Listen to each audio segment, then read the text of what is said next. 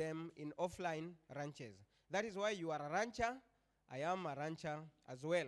Then apart from that, that is the second, that is the internet livestock breeding income plus cooperative ranch dividend income. So there is that dividend. I believe you've ever interacted with that word from SACCO. So you can as well get that dividend income and as well create offline livestock product sales supply chain. So we normally have animal products, and that is what we call the future plans for the company. That is, in the next 1 to 2 years, there will be what we call creation, or it will create more cooperative ranches, that is plus animal ecological chain and other products in Africa. That is to establish offline sales stores and online mall operations. And in the next 3 to 5 years, AI animal husbandry will enter the world stock market to buy and sell stocks. Remember, whatever they will buy, those are animal products, and we'll be able to know what are these animal products that they will be able to buy, and at the same time, they will be able to sell. AI Husbandry Management Limited strategies in Kenya. So like I said, there is what we call online promotions and investment through online advertising and other means. That is, information is disseminated online to recruit investors, like some of us have done the same, so that AI animal husbandry can quickly expand. We want, as it expands its popularity in the early stages, and at the same time it appears in the public eye, so thereby introducing animal husbandry economic system to more Kenyans in the short term, providing more Kenyans with choices and increasing their income. The main reason as to why you are here, so that you may increase your income as you invest in the AI animal husbandry. And we want this business to be expanded so that many people can as well get the same opportunity. Number 2, AI animal husbandry will shift its business focus. That is from online operation development to the establishment and cooperation of offline physical ranches in Kenya. We are talking about physical is something that you can see, you can touch, you can feel. That is, it will shift from online to physical ranches, whereby if you are talking about sika deer, you will be able to see this is what I'm talking about. If you're talking about maybe goose, so on and so forth, including camel, and among others. Something you must also be able to understand, that is AI animal husbandry will cooperate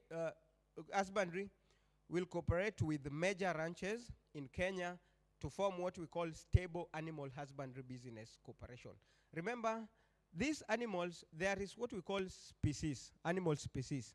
So animal species, these are different varieties of animals.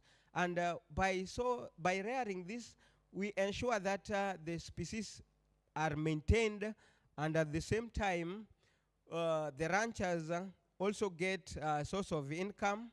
That is why we said animal husbandry will cooperate with major ranches in Kenya, and at the same time, it will form what we call a stable animal husbandry business cooperation. And so, field investigation will be conducted, and professional business evaluations will be established, and at the same time, it will be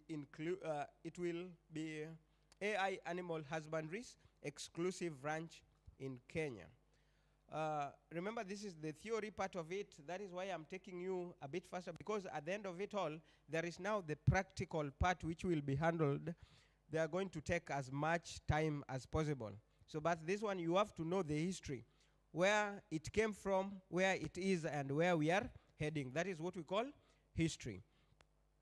Then we have AI Husbandry Management Limited Kenya's strategy. That is, in addition to whatever I have explained, the company will bring advanced animal husbandry management technology.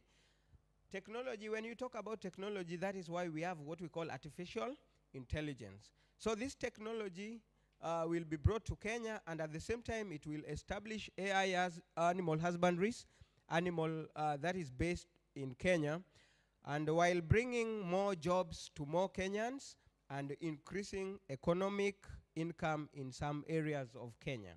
So this one, remember, in addition to whatever you're doing, this one is also going to create more opportunities to our fellow Kenyans. That is why we are advised to bring many people to share our links as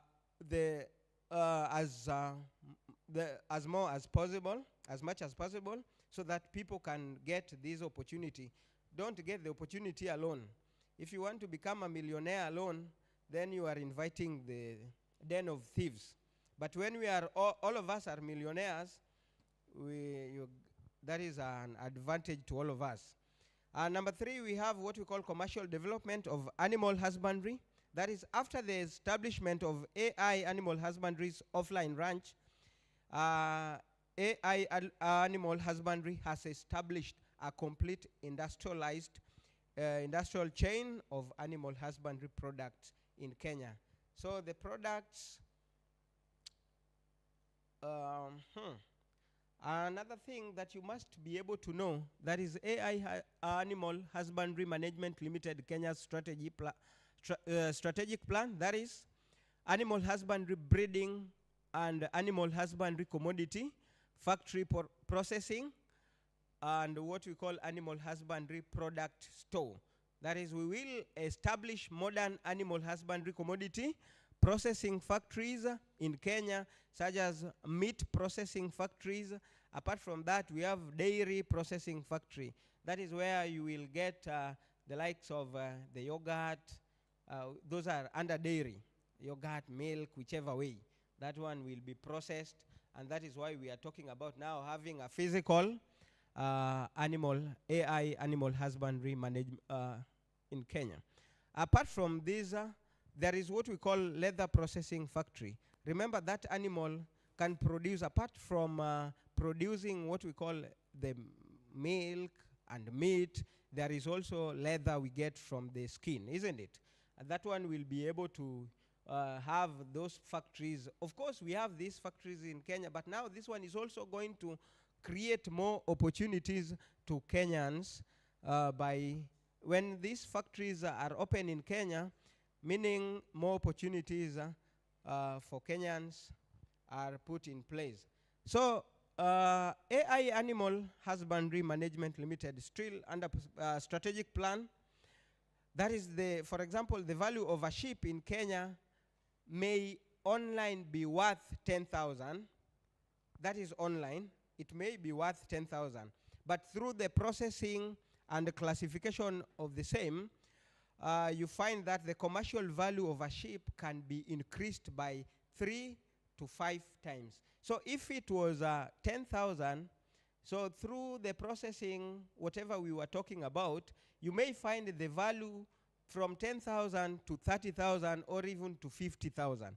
That is why we are talking about it will be increased by 3 to 5 times. So thereby it will create greater economic benefit, and at the same time the establishment of various animal husbandry commodity processing factory will also be provided. That is, will also provide more jobs and more economic income for more people in Kenya. Almost done. Number 4, there is what we call establishment of AI animal husbandry specialty stores. That is, after AI animal husbandry's ranch and the industrial chain are established, it will open various stocks, products, that is meat products. I have explained that. It will also provide what we call dairy product stores, leather product stores, so on and so forth. And so other livestock products will be stored in Kenya through livestock product stores. There is also what we call by self-production and self-sales. Livestock product stores will be expanded to every city in Kenya. Remember, currently we have 4 cities. Someone will be like, are you real? We have 4 cities. The first one, Nairobi, Mombasa, Kisumu, and Nakuru, and I think Eldoret is on the way. So all these cities, we will be ensuring that the same is open for Kenyans so that they can get advantage, and they can as well be employed in the same. So therefore, I can assure you that when AI animal husbandry specialty stores open, so all livestock product will be inexpensive and popular, meaning they will be pocket friendly, and at the same time, yes, technical team, please, because I want them to see. So they will be not expensive, and at the same time they will be popular to many Kenyans. So, so this will successfully allow AI animal husbandry to occupy a significant, that is important, share of the Kenyan livestock market and make AI husbandry the best livestock product company in Kenya. Remember, we are dealing with animals. And as we deal with animals, that is why you see everything is revolving around the animals, including the products, so on and so forth. So that is the end of that session, because mine was not too, we want to take you through what we call the practical part of it. So at the same time, as I invite the next speaker or Victor, you are going to write the questions you have, and then we will have time for answering the same. So that is basically the history of the same. So Victor, karibu.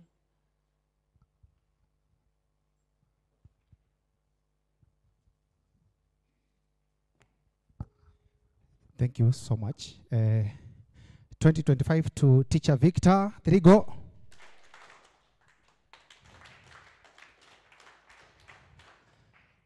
DJ, do your job. 5 minutes.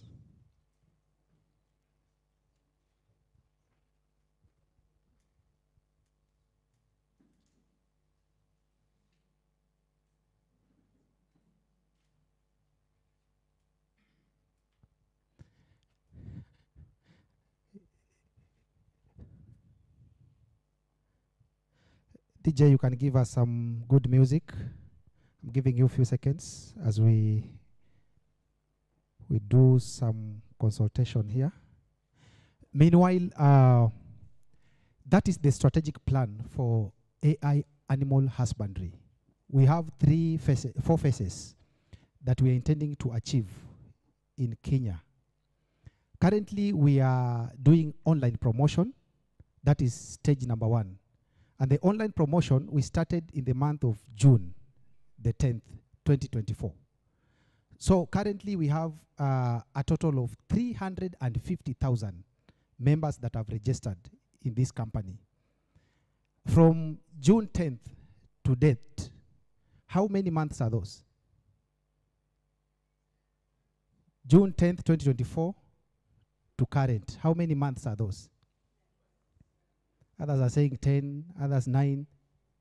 June 10th, 2024 to date. That is 10 months, correct? 10 months. So we've taken 10 months to recruit how many people? 350,000. Our target is 1 million in this phase. So if we've taken 10 months to do 350,000, how many months do we need to achieve the 1 million? Holding other factors constant, moving with the current trend, how many months will we take to achieve the 1 million? If 10 months, we are achieving 350,000. How many months? Hiyo ni hesabu ile ya 30 months. Okay, let us talk about years to simplify the question. How many years? 2.5 years, or let's just say 2, okay? So it means that in phase 1, holding other factors constant, we are going to take how many years? 2 years. Isn't that hope? in the company. Hope in stage 1, we are taking 2 years. Stage 2, we are saying we are customizing the online promotion to now the physical ranches by cooperating with ranches in Kenya. You know what is happening in America is what we want to replicate in Kenya. So we will move from online to offline, establishing now physical offices. That will take another span of years. Once we've established the offline offices, we will now do what we call industrialization. Industrialization is coming up with different processing companies. As we breed, we are also processing. We'll do the animal breeding, and we'll also be doing other products that comes from these very animals. It is called now value addition. After we finish the value addition, we now go into now establishing stores. Stores are now specific entities that will be now saying, this is a store for meat processing, this is a store for milk processing, this is a store for this product, and so on and so forth. Are we together? So, as we are thinking about this, we are looking at ranchers who will be doing offline work as individuals. This offline work is majorly breeding. We'll be breeding the animals, and at the same time, there are those who will now be specifying their line of operation within the ranchers. That I want to do processing. What do you want to process? I want to process meat. I want to process hides. I want to process milk. So you go into industrialization. Are we together? So the end game is that we want to commercialize the ranching activity in Kenya so that we are able to minimize the cost of production. We are able to make it more affordable. We are able to expand the scope of ranching in Kenya. The difference that we have in America, between America and Kenya, is that America have large tracts of land, and us we don't have. But nonetheless, according to the study, it is also possible for us to do ranching. Tumesikia kuna ranches hapa Kenya pia. Ziko, lakini sasa hazifanyi kazi vile zinafaa zifanye kazi. So it will be our mandate to ensure that we are able to commercialize the ranching activity. Some people are asking me, now how do I benefit in this and where are we headed to? Nikamwambia ni kitu simple sana. Unajua ranching si like a giant somewhere waiting to devour you. Ni mtu ameweka kuku kwa platform online, lakini kuna kuku wengine wanafugwa offline. Are we getting the logic? Wewe ukinunua kuku, kwa mfano Kenya huku tunanunua kuku moja pesa ngapi? Let's say 500 minimum. Hiyo tumeassume tu, sawa? Wewe umenunua kuku 500 online. Sawa sawa? Si huyo kuku ni wangu, mimi niko offline namfuga. Nikikuuzia huku 500, offline mimi naenda kutafuta crates za mayai. I want to breed to replace that hen. If I have 500 shillings, how much is a tray of eggs? 450. If I buy a tray of eggs, how many eggs am I talking about? So it is 30 vis-a-vis 1. Okay? So the dividends I'm giving you in the platform compared to the incubation and the hatching that I will be doing, I'll be doing, when you buy one, I hatch how many eggs? 30. So if you buy 2, I'm at 60. You buy 3, I'm at 90. I'm just trying to help us to understand how this platform is profitable and sustainable, so that you don't begin wondering how are we going to sustain the system. So that is what is happening at the background. But what we are seeing on the platform is just the front page. So there's a lot that is happening in the background. All what we are getting is not just, some people say it's profit. To me, I call it dividends. You get dividends out of whatever you buy. Are we together? So I don't want to dwell much in that. I just wanted to ensure that I make us get the pillars and the faces. Once you get the pillars and the faces, you are good to understand the strategic plan of the company. Other things will just plug in. Are we together? So until there, Teacher Victor, thank you for that elaborate presentation. I also want to emphasize that we are coming in to establish offline offices as well. And in Kenya, we have several offices. He has been able to show us more of the legal documents. Those who would want to confirm, and they know how to confirm these legal documents, you can just Google in eCitizen, and you'll be able to single out the business permit for Machakos.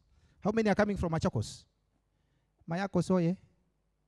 Mayakos. Oh, hawajafika Makueni? Oh, Makueni tuko na mmoja. But you can Google in eCitizen. You can either use the PIN or the certificate number, and you'll be able to validate that business permit. In Mombasa, we'll also have one. Just after the event, we'll be planning to open an office, and we want to ensure that animal husbandry takes care of each and every individual. Whether you are rich, whether you are not rich, we want to ensure that you are able to grow. And it is a platform that you can depend on. It's a platform that you can count on. It is a platform that can help you change your mindset as regards to online work, just like me. Because this is one of the platforms that is very stable. It is a platform that has different ceilings. We have the upper limit and we have the lower limit in terms of withdrawals. And we've also excluded the weekends. Though, even in the weekends, you are able to do what? To feed your animals. How many know that? Very good. So you feed your animal. It's just like normal cases. Hakuna mnyama tunamlisha kuanzia Jumatatu mpaka Ijumaa alafu tunamwacha. Jumamosi, Jumapili si hata kufa. Na akikufa uko na mnyama kweli? Sasa unamfeed 7 days in a row. Mimi hata sijui kama tunamfeed matoke ama tunamfeed pilau. Hiyo ndo sijajua. Mimi nimetaka nijue sana. Nilitaka kuuliza hao wazungu, hii kitu tunakiliki to feed. Horse anakula kitu yake ingine. Huyu sijui alipaka anakula kitu ingine. Huyu sijui ni sheep anakula kitu ingine. Sasa huyu mwenye anakula nyazi na mwenye akuli nyazi na tunafeed, wanalishwa nini? Wakaniambia nisiulize maswali mingi sana kwa sababu sasa wewe umeambiwa fanya nini? Wewe feed. Wale wenye wanalisha wajue chenye wanalisha. Hata kama ni ile nyama kima, wapatiane hiyo nyama kima. Sawa sawa. So, all that I'm saying is that the upper limit for withdrawals, my colleague will come and enlighten us on what is happening, is 15,000. Are we together? The lower limit is 120 shillings. Now, if you have over 40,000 in the platform, there is no way you can tell me you'll be able to withdraw that money, all of it. True or false? Utaweza kuitoa hiyo pesa yote 10,000 na 40,000 mara moja. Sasa kama huwezi kuitoa mara moja, umeambiwa unatoa huwezi toa once, lakini unaweza feed na ukatoa pesa yako mara moja kwa siku. Inamaanisha kama uko na 40,000 leo na unapata 10,000 every day. Samahani, mimi naongea hivyo kwa sababu mimi napata 12,000. Sasa nafikiri tunapata sote hivyo. So unapata 10,000 per day na uko na 40,000. Leo umetoa 15,000. Kwa ile 40, utabaki na pesa ngapi? Utabaki na 25, si ndio? Kesho ukilisha mnyama inaongezeka ngapi? Itaongezeka 10,000 ile, si ndio? 10,000 plus 25, 35. Utoe kesho 15,000, inabaki ngapi?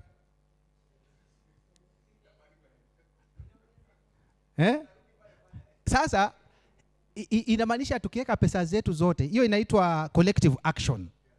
We are able to sustain the system. Hiyo pesa itabaki pale ndani. Sasa ule mwenye atakuwa anatoa 500 shillings, atapata pesa ama atapata? Si atapata pesa yake. Ule anataka 5,000, atapata ama atapata? Na hizo pesa zitaisha kwa system ama zitaisha? Wewe nimekwambia utoe 10,000, hiyo 40,000 imekushinda kutoa, lakini unapata pesa kila siku na huwezi toa yote. Sikuna mtu inasaidia. So in short, what I'm trying to say is that the system is sustainable. Are we together?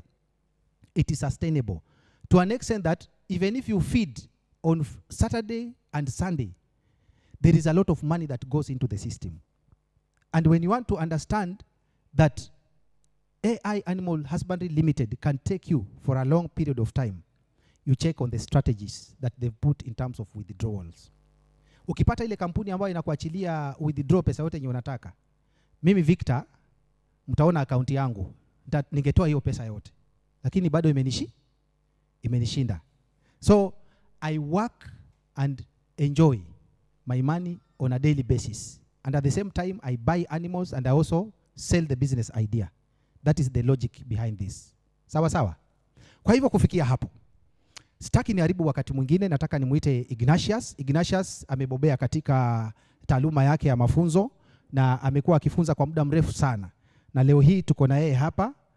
Ujuzi wake utakuwa wa manufaa kwetu. Yeye anashughulikia mambo ya technical knowledge in terms of ICT, na pia ataweza kutusaidia kuelewa mambo ya application ya AI Animal Husbandry Limited.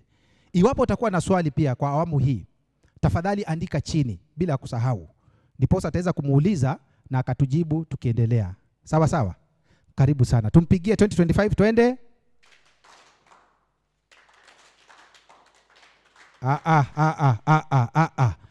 Hebu tusimame. Yaani tumeanza kuchoka tu haraka haraka hivi. Nyinyi hamjaiona watu warefu wawili kwa podium, alafu mnawapigia tu makofi tu hivyo. Watu warefu wawili? Tunahitaji makofi jameni. Haya, sugua. Haya, 2025.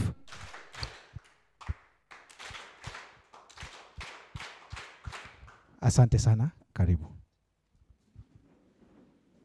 Good afternoon. Good afternoon. Unajua mimi taaluma yangu, currently I'm a salesperson, but hapo awali nilikuwa mwalimu. Sasa sijui nikisimama hapa nitaonekana. Huwa napenda interaction, sivyo? Watu wakisi mbiore, watu ya Kapsabet, Achamage, watu ya Kisumu, Oyaure, asante. Na Waluya, Muriena. Thank you so much. Wangapi wamenunua hii Peasant? Wangapi wamenunua?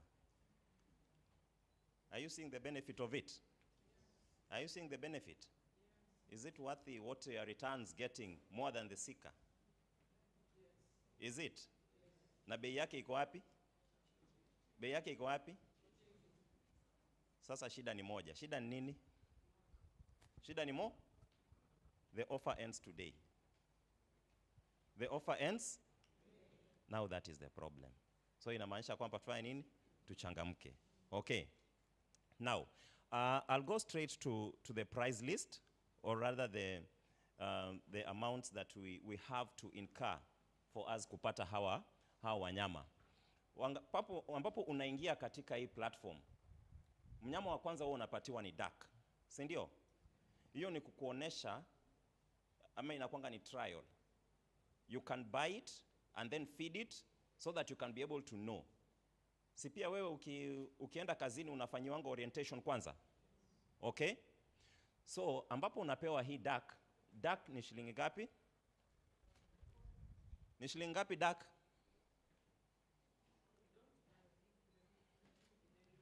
Duck is 0. Okay? But then you earn, when you feed it, you earn the 40 shillings. Okay? And it's valid for a day. Okay? Then we go to the next one, the goose. Oh, let me start by saying so faster. I'm only a month. I'm only a month in AI. But I can see the calmness that is here. I can breathe ile uzuri yenye iko hapa. Sivyo? As we say, sisi wa Kenya ni wale. But if you want to venture into business, you have to be a risk taker. Okay? There's one sister hapa mwenye alisema, hapo awali alikuwa na dukuduku. Do I get in or do I get out? There's another sister of mine mwenye ameniambia, ambapo yeye alikuwa aliingizwa tu hivi, na akasema wacha mimi nalo. Akachukua loan ya 50,000 na akaenda na camel. Camel imemnulia au hizi nini? Au wanyama wengine wote kurudi huku chini. Is that not a good venture? Is it not a good venture?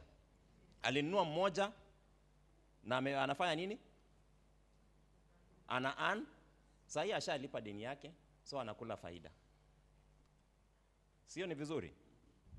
Now, the goose is 1,000 shillings, as you can be able to see. The income ni 50 shillings, valid for 45 days. Okay? Tunaenda kwa sheep, which is 2,500.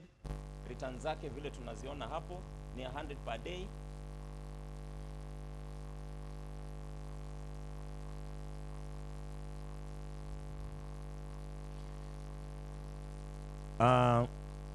Sheep ni 2,500, ambapo tunapata daily income ya 100 shillings. Tukienda kwa cow ni 4,800. Tunaenda kwa sikadia, of which right now the highest animal, how much is it? It is 100,000. Mimi ambapo natoka Western, nikienda Western saa hii niuze kaploti kangu hapo, vile wanasema kunyorosha kona ambayo imekaa kombo. Nikinyorosha hiyo kona na niweke 100,000. By the end of 1 year, how much will I have? How much will I have? 1.6. Na Mr. Victor ametuelezea hapa vizuri the sustainability structure of this company. Okay? Vile amekuwa anatuelezea, wewe unanunua kuku mmoja au wananunua crate moja ya mayai, wanaaguisha. Ukinunua crate mbili au wanaaguisha vifaranga wangapi? 60. Can we see sense in that? Is this a program that will die tomorrow? Yeah? The Cicadia is 9,000 shillings. Daily income is 390. Then the alpaca, 18,000. Return of 800 shillings. The donkey, 35,000. With a daily income of 1,600. Then the camel, which is 60,000. 2,800. But I still insist on this limited time rare animal, because around 5 or 6 people ndio wameinua mkono. Times are hard, ama the dates ni tricky kidogo, si ndio? Kupata hiyo 8,000 na uweke ndani hapo. Wengine tuna majukumu, wengine tulikuwa tunalipa school fees, watoto wamerudi shule juzi, si ndio? Na hii offer ikatokea. But if you are able to get some money somewhere and put in, ninaamini kwamba if you invest 8,000, then at the end of it you get 112,000. Mtu anaanza kusema huyu sisi walio walikengile mashetani ama ameingia Illuminati, si ndio? But you have taken the risk of doing what? Of venturing into a business that you know that gives you returns. Okay? Now, in this business, basically when you come in, that is called recruiting partners. Okay? My sister here invited her sister, okay? And her sister has already registered. That's true? Did you get your reward? Good. That one will get it at a next stage whereby we'll be seeing how many avenues of earning are there in AI animal husbandry. Okay? As we can see for the rewards, that is the first time referral rewards. That is the subordinate level 1 subordinates. Let's work just by the amount, or rather the animal that you buy, you get 15%. Okay? So tumepatiwa pale hiyo calculation kwamba vile ukileta mtu akinunua goose 150, sheep 375, cow inapanda hivyo mpaka mtu akinunua horse 15,000. 15 Hiyo ni rent yangu hiyo. Nikiintroduce mtu anunue horse 15,000 ikiingia na withdrawal limit iliongezwa, si ndio? Is someone who not aware that the withdrawal limit was increased? Si sote tunajua.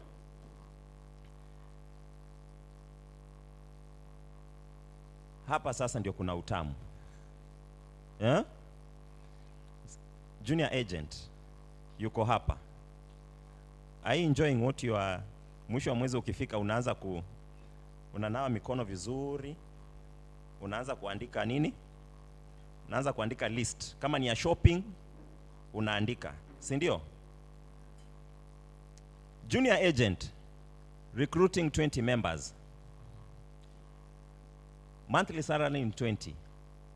Level 1, level 2, level 3. I'm proud to say that I, being a month, nimefikisha watu 13. Okay?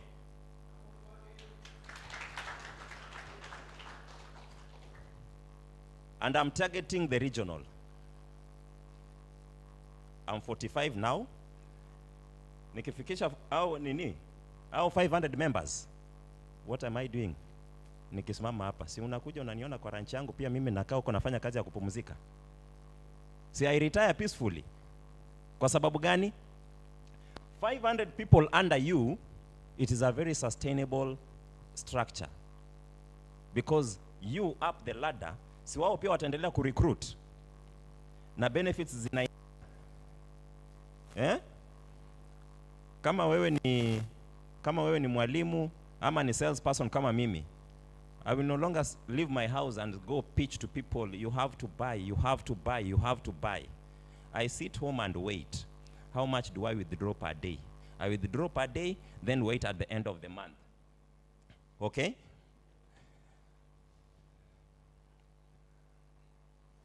Advantages of animal husbandry.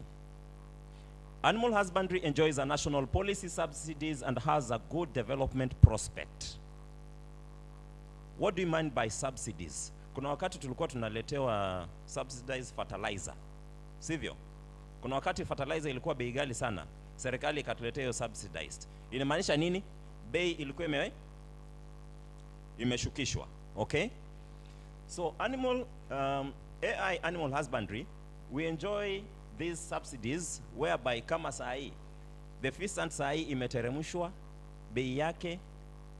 Kuna wakati tulipatiwa 10% on the animals that we are buying. These are offers that pop up at times. Then unasema this one is siwezi wacha. Okay. Huge profits in animal husbandry guarantees returns for investment. Where in this world, hata ukiingia sako gani, will you invest 8,000, then at the end of the year you get 112,000? Anywhere in this world? Wapi? Where do you invest 100,000, then at the end of it you get 1.6 million? Where? Hakuna. Okay. We have a diversified investment levels suitable for people of all walks of life. Everyone can find their own position. What do we mean? Ni kwamba hata yule mdogo ambayo ana shilingi 1,000.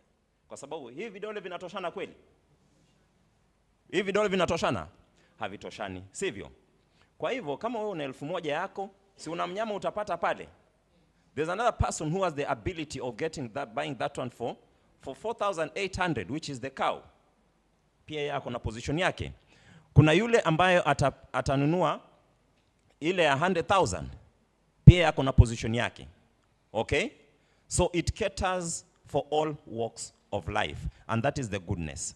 Because there are other places that you'll go, unapatiwa TNCs. Unataka kujiunga? Registration ya 100,000. Bila hiyo, rules are rules. But AI, it gives us that leverage, whereby, kama uko na 1,000 yako, unaweza anzia hapo. Kwa sababu ya Mungu haujui, unaingia leo na kesho unatoka, unaomoka. pia wewe na unanunua hizo zingine zote. Si ndio? We have a diversified ways of making money, of which the most common one is the feeding of animals. Okay. I've made it a tendency nowadays for myself. When my alarm goes at 5, nikiamka, feed. Okay.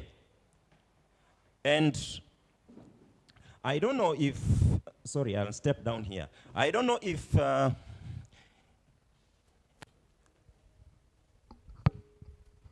want to show you how mine I do it very simply. I have a shortcut on my desktop, or rather. Okay. Does everyone have this?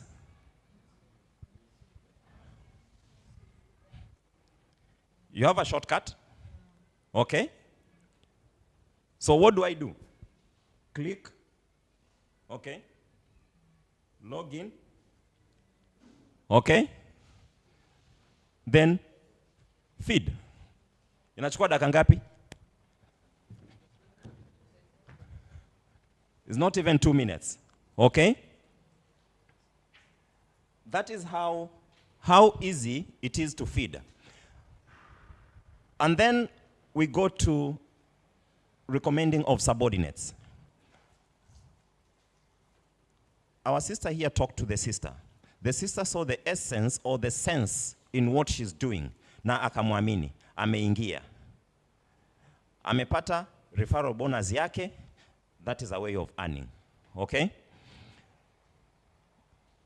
We have the daily commissions.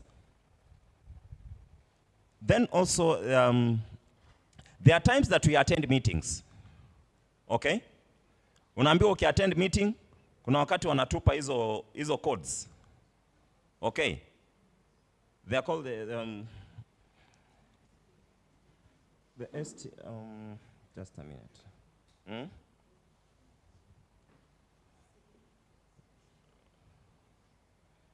They call the CD? Yes, the CDK. Okay. When you attend the meeting, unapata mtu amepost kwa nini kwa platform kwamba thanks AI, I've gotten my 50 shillings, my 200 shillings for attending just a meeting. Okay. So that is another way of earning. Then we have excellent teams enjoy high company benefits, parties, travel, and etc. Today we are here for a meeting. Okay? Today we are here for a meeting. We are having a bottle of water. We will be having lunch. Okay? We are having some sweets on the table. Most companies will go a long way to provide that. Okay? Have you ever seen the owner of AI? Ushaimwona? Who has seen him? Who has seen the owner of AI? But you are here. You are going to have a meal that has been paid by someone that you don't know. Is that not a benefit? Is that not a benefit? It is, yeah? The working method is not limited by time and place, and it only takes a little time to complete it on your mobile phone. As I've just shown you, the way I do mine, I wake up, my alarm goes off rather, and I feed my animals. Saa zingine usingizi inapotea nikiamka saa 9 kuomba. Si tumeingia kesho yake. I feed them, then I pray, go back to sleep, or start thinking about the day. Okay? Nani amepata nini yake leo? Withdrawal. Yangu nilipata asubuhi. AI is very good. And I thank them. Nani amepata yake? Yes. Who has got like me? Withdrawal time is Monday to Friday. And the timings is 9 to 6. Those are the withdrawal times. Are we together? Because first, let us see the heading. It's called a withdrawal. There are rules and regulations in every society or in every organization. Okay. Because sometimes we train, or rather we onboard our subordinates, and then we fail to tell them or give them the full picture. When we tell them you can be able to withdraw at any time, yeye anataka amke saa 6 za usiku Jumapili, anataka kwenda kupiga sherehe, a withdraw. Ndiye anakukuja sasa. Vipi? Mbona bwana hapa mbona sielewi? Sasa inamwambia akijaribu withdraw inamwambia withdrawal time. Nani ashaijaribu? Withdraw on Saturday ama past saa 12. Withdrawal time is outside the boundary. Okay? Yes. Saturday and Sunday are holidays and withdrawals cannot be applied. Okay? If you withdrew yesterday, which is on a Friday, when will you get your money? On Monday. Are we together? How long does the withdrawal take? Between 24 to 48 hours, okay? That is basically because as we have increased, because when I joined, I think we had gotten to around, I was saying it was around 100. But right now we are at 350. And as Victor said, we are targeting for this block, we are targeting 1 million. And the way we have the processing stages, lazima masharti ifuatwe, si ndio? Sasa unaona mwingine anapost saa 6, thank you AI, I've received mine. By saa 7, I've not received mine. Saa 9, what is happening? Why are there delays? You are forgetting, you have been told between 24 to 48 hours. I withdrew, I put in my requisition for a withdrawal at 9 in the morning. You have put in your request for a withdrawal at 5:30 jioni. Who will get his or her withdrawal first? Mimi wa saa hapa katikati, ule wa saa 6, saa 7, there are 100,000 hapa katikati. Wewe unataka tu uruke laini. Vile tulikuwa tunafanya high school. Kwanza siku ya Githeri. Nakimbia mbio sana. Watu wanakaa hivi unapita mbele. How to register your account? How do you register your account? You enter your number, okay? Like my number is 0725 123 456. Is that correct? I enter my number 0725 123 456. Is that correct? Is that correct? Please enter the last 9 digits of your number. The first digit cannot be 0. So unaanza na 7.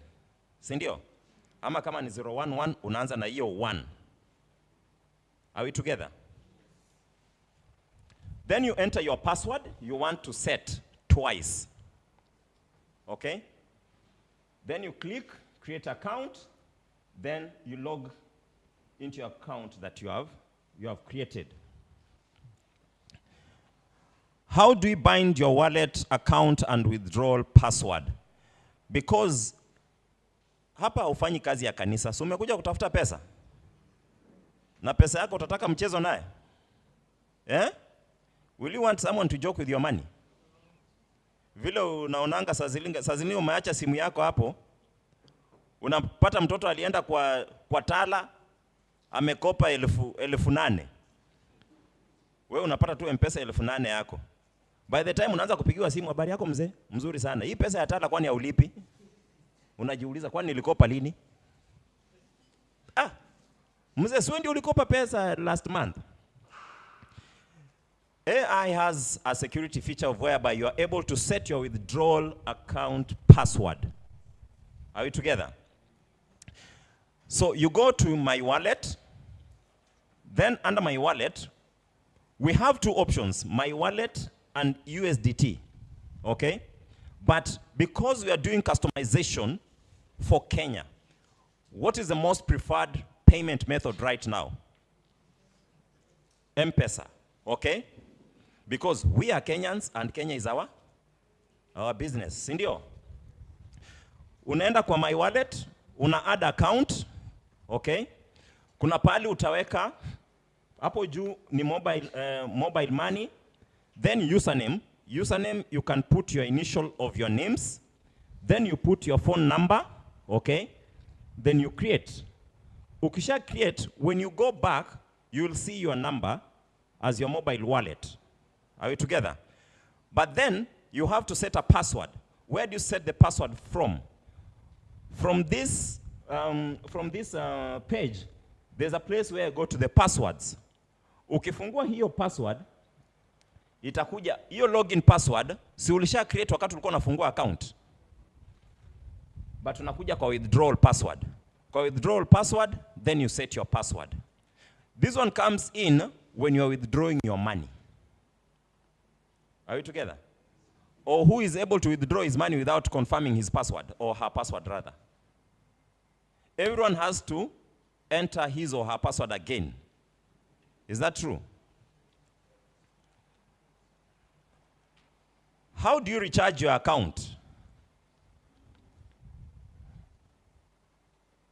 Tusha create account, tusha set password zetu, so tunataka kufanya nini?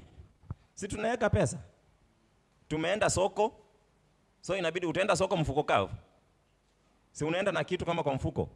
Ndio ujue unaenda hii soko, unaenda kununua nini na nini. So basically, from this page also, there's the recharge. When you press on the recharger, it will take you to a place whereby you'll have now to choose the amount. Unachagua unataka urecharge pesa ngapi. Kama una uwezo wa kurecharge 1,000, 50,000, 1000 ngapi, una recharge. Okay? Hii itakuwezesha kwamba ukisha recharge ndio utaanza kununua mnyama.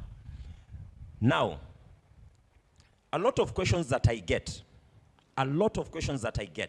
is that, why am I sending money to a number?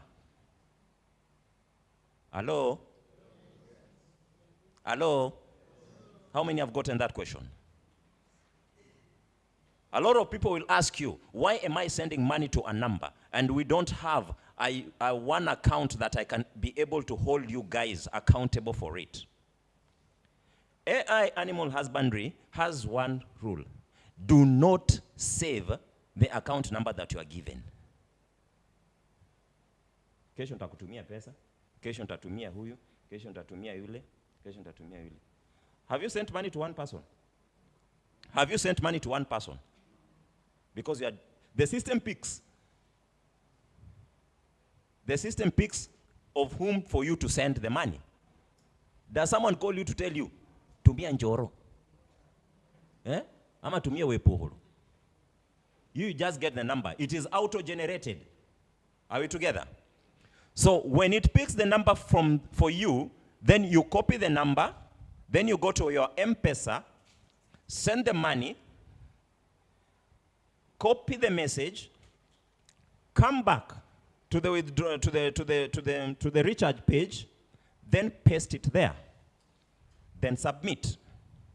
What does it tell you? Successfully submitted. Are we together? So that when you go back now to the page of you buying wanyama, si utapata? Si utapata sasa kwa account yako hapo, unaona ulikuwa na 40 shillings, ulitaka kununua goose, umetumia huyo 1000, unaona kwa account yako inaonyesha 1000 na shilingi ngapi? Na 40, si ndio? That one will give you the ability for you to be able to buy an animal. How do you buy your animal? If I want to buy an animal, there's an icon called shop. Okay? Vile tunaenda dukani, una click hapo, utapata wanyama wote wamekuletea hapo. Siwezi nunua sikadia na nimeweka shilingi 1000. Are we together? Na hapa sio kama Gikomba ama Muturu ama huko kwetu inaitwanga nini, soko ya nini in Luyaland. Hii soko ya ng'ombe inaitwa nini?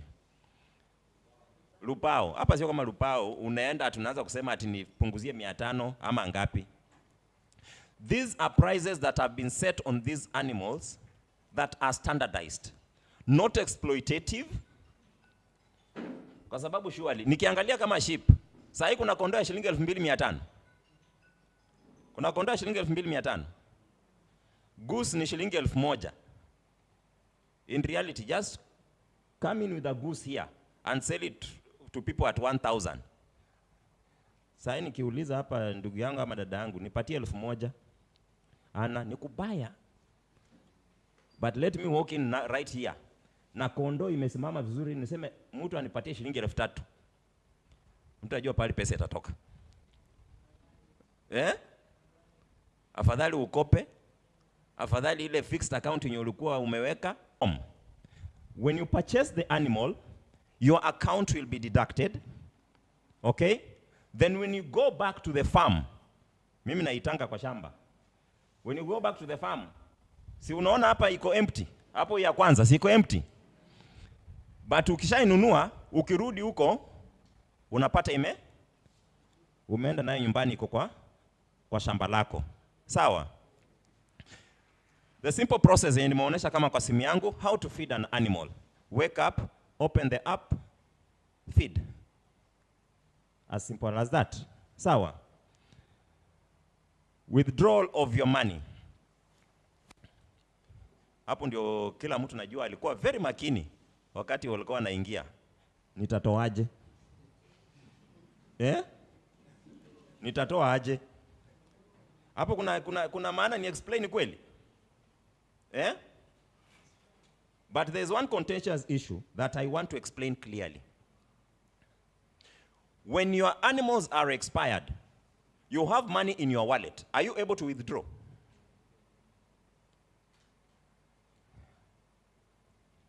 Are you able to withdraw? Who are saying yes? Who are saying no? Why are you not able to withdraw? Yes, my sister behind there. Why are we not able to withdraw? My sister with the cape. Sorry, I just saw you came in right in. Sawa. You cannot be able to withdraw because your farm is not active.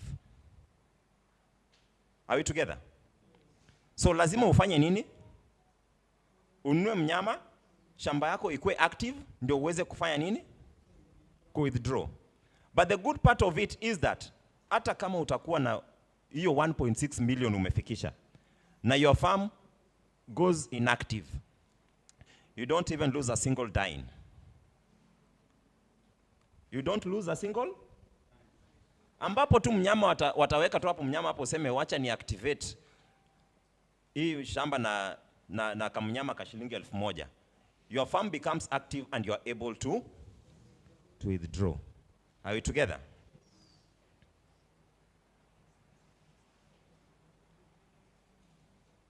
Before I go to how to recruit partners, before I go there, or rather, let me finish with that one first. How to recruit? How do you recruit partners? Ukienda kuna kajamaa kanakuanga hapa chini na kofia, si ndio? Kanakuanga hapa kwa kofia. It's basically like your working platform. Okay? Ukiklik kwa hiyo ako kama mtu itakuletea hii platform hii. Okay? Itakuletea hii platform. Kuna hiyo platform ya kwanza pia.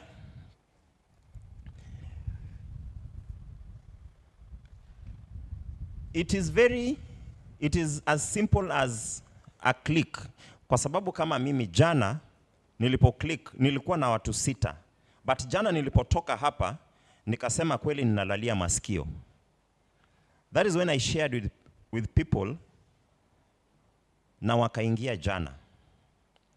Because it was just click and share. Kindly use that link. Then, ukisha register, then I can be able to take you through the process. Kuna hiyo icon hapo ya kufungua upate hiyo link yenye unatuma, kama ni kwa WhatsApp, kama ni kwa YouTube, kama ni kwa nowadays you have so many social platforms that you can share something that you have. Okay? So when you share, then you copy the link and send to them. It gives them a unique, inaendanga na ID yako, si ndio? Inaendanga na your unique ID, so that mtu aki-register, definitely and automatically it puts them under your name. Okay? And kuna wawili wakiingia kitu kama saa 5:30 hivi usiku. I get a message from my manager. The system has detected that 2 subordinates have joined. 2 of your subordinates have. So I was asking myself, everything you are doing on this platform, it is being watched. Is it a good thing? Is it a good thing? There cannot be anything fishy that can happen. There cannot be any picky ponky. Because how does he know, how does someone sit on the system and know? There's one thing I was sharing with my sister. When I joined, I was just trying, sasa mimi nilikuwa natumia yangu kumuonesha, unaenda hapa, unabuy, unaenda hapa, unafanya nini? Only for I to get a message from my manager, are you trying to buy an animal? The system detects that you are trying to buy an animal. Okay. So for myself, I'll say, it is very good that the system is under scrutiny. If there's any malice, then it can be able to be identified very quickly. Okay? The last part is whereby you can be able to go, when you have this, your working platform, you can be able to go and see your team. And from your team, ukiona ID yake na nini, itaweza pia hapo chini yao inakuanga imekuonesha huyu timu yako amenunua nini. Si wao tunaona? Kama yeye amenunua sheep inakuonesha, kama amenunua duck ama ako nini, amenunua camel, amenunua nini. Si wao inaonesha. So this one will enable you to be able to track. Huyu jamaa naona tu ni ID na nini yake. Na namba yake. Mbona hana mnyama yote? You are able to call. My friend, your animal has gone, your farm is dormant. Why? You have no animal. It gives you an avenue of being able to track your subordinates. Are we together? So from this,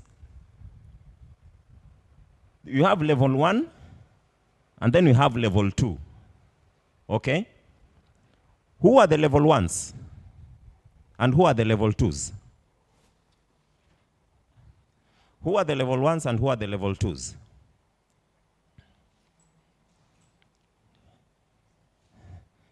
Hiya. Yes.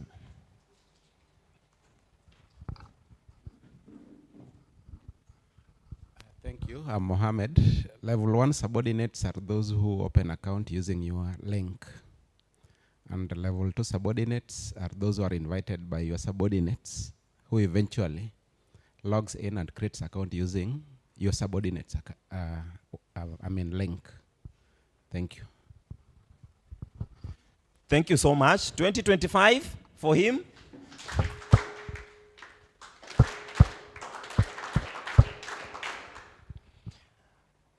Up to there. Maslin, karibu. Hello.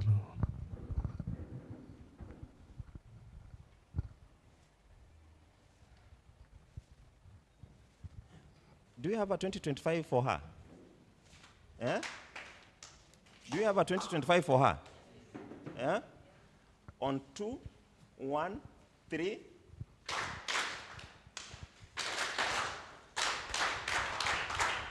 Karibu. Hi, everyone.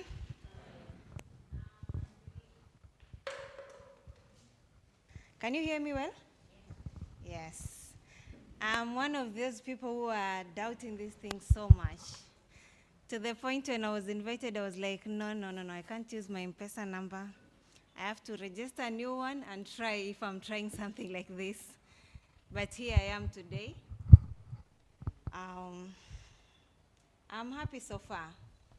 Yeah, since I joined, I've made good investments. I've made good withdrawals. So far, I've made almost 70,000 from AI. Just started last month. So, you know what the points are for? That's what I want to talk about today, the points. Anyone?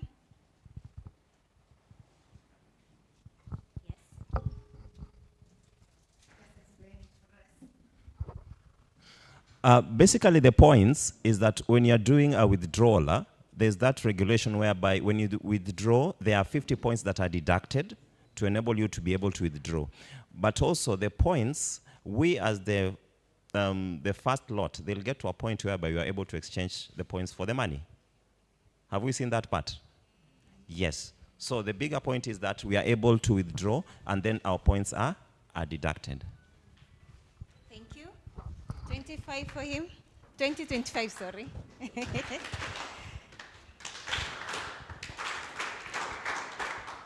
Thank you. So, as a new user, what's happening?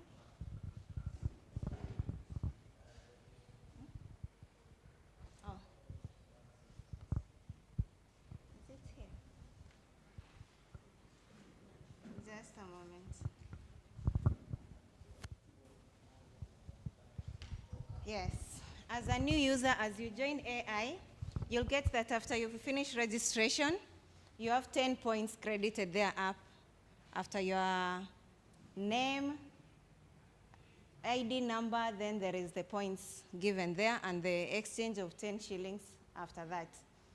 So that amount of points, sometimes they reduce when you make withdrawals, but also you get more, as we can see here, when you recruit ranchers from your subordinates. When your subordinates buys a sheep, you get 10 points. When they buy a cow, you get 20 points. And when they buy a sika deer, there is 39 points added to the 10,000 points. We also have the alpaca people, you get 80 points. The donkey, 160. Camel, you get 280 points. And horse, you get 500 points. These points, every time you make withdrawals, they take 50 points. That's deducted from your account. And then there's also, when you make some issues, like you fail to answer your manager's questions or anything when they reach out, you are deducted 200 points. So how many refuse to answer when they are contacted by their managers? Try to answer every time you are contacted so that you don't lose those points. They do say when we reach a target of 1 million, there is an exchange done. So the number of points you have at that point, you'll get the equivalent amount of multiplied with 10 shillings. Are we together? Yes. So also, you can recruit members and then you forget maybe to explain everything in detail. When they make complaints, you get deducted some points. So be careful, make good explanation, and tell everyone step by step what they're supposed to do. After that, that's the withdrawal. We have already talked about it. We also, so you avoid anything that will make you be deducted points, apart from the withdrawal, that's a must, so you have to withdraw. Okay? Going next. Oh, that's the end of that. Sorry. So we do have some testimonials from some people. This one is from Victor. You saw Victor earlier? The person with all the animals on the ranch. You can see that? Yes. Yeah, he has all the animals. Then you can see what he makes in a day. Who wants that? Yes. Let's make it a challenge to reach that point.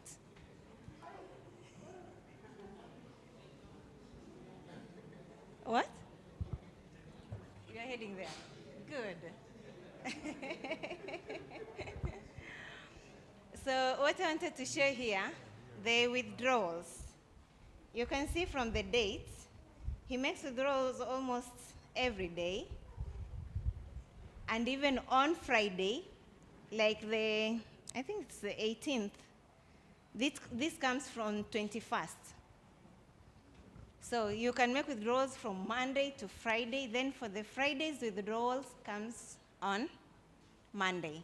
And still continue the week that way. Okay?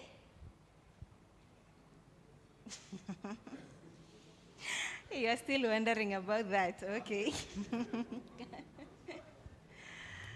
Let me go to our next one so that we can save time. Here we are. This is mine as of now. I've not reached that point of Victor, but I hope I'm heading there. Almost. Yes. Yes. In a day, I make 4,800. Yes, that's per day. And so far, these are my withdrawals. As for me, I do withdrawals from Monday to Thursday. I don't like Fridays because I have to wait for Monday, so I only do Monday to Thursday.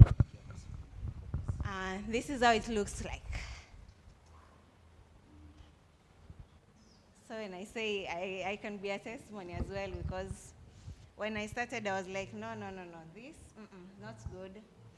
What if I registered with my pesa amount and then all my money disappears? But when I gave in, I decided, let me try. I went all in.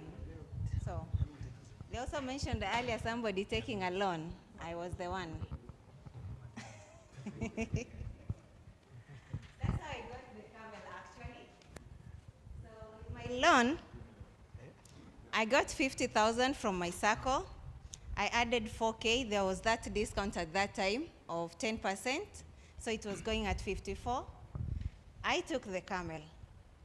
So from the money of the camel, I got the alpaca and the peasant today. When I started with the cow.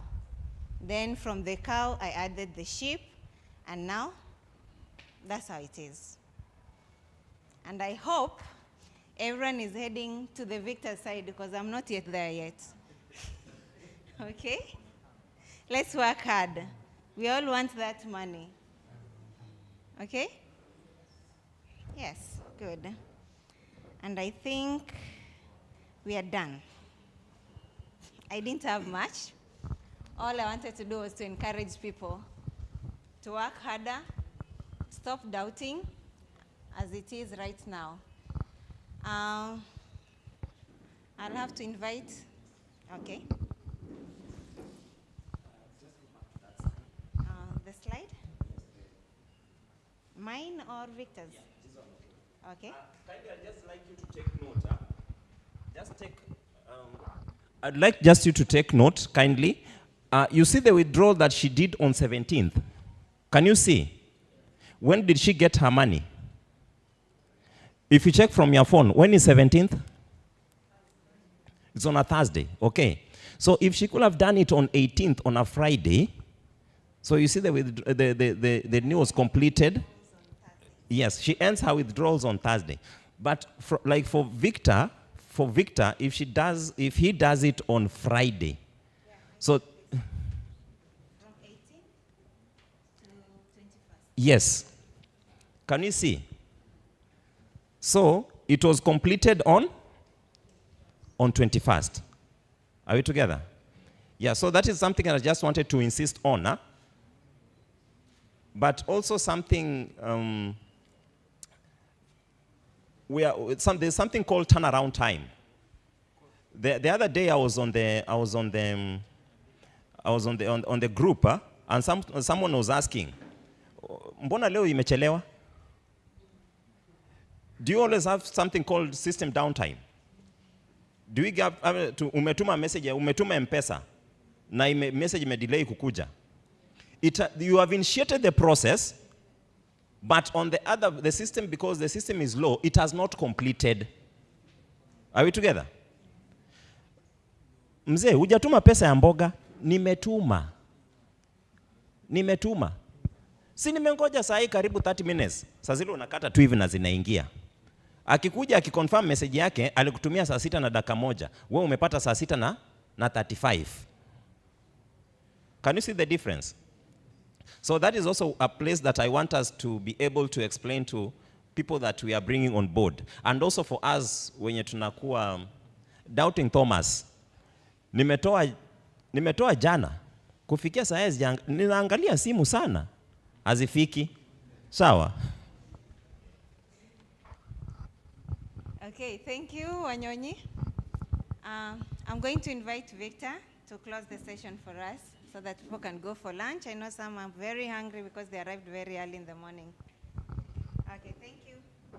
Wow, thank you, Marceline. That is good. Tumpige makofi. 2025. 2025. 3 go.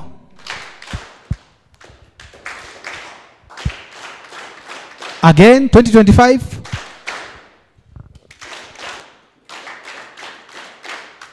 Wonderful. Barabara tumefika mwisho wa presentations. Kwa hivyo tutaelekea katika awamu ya maswali. Ambia jirani maswali. Mtu akikufunza kama una swali, either umeelewa ama hutaki kuuliza ama unaogopa. Sasa hatutaogopa, tutauliza maswali yote. Na sasa kwa vile ni maswali, nataka nitoe hii hapa, sijui nani atanisaidia. Nikishatoa hii hapa, nitaitisha hii meza ije hapa. Alafu meza ikikuja hapa, naitisha viti 6 au 5.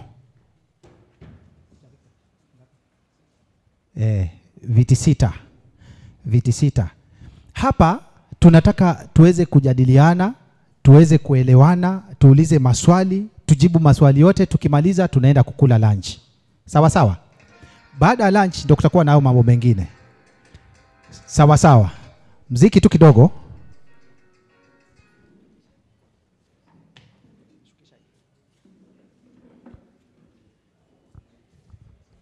DJ.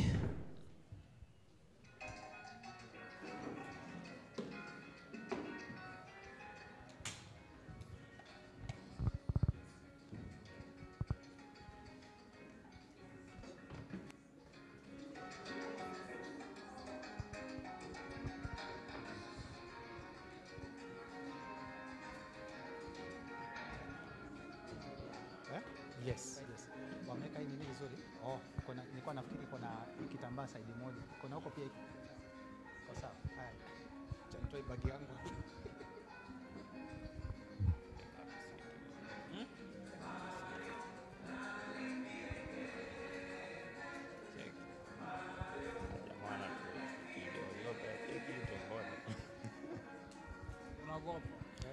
Haya, sawa sawa. DJ asante.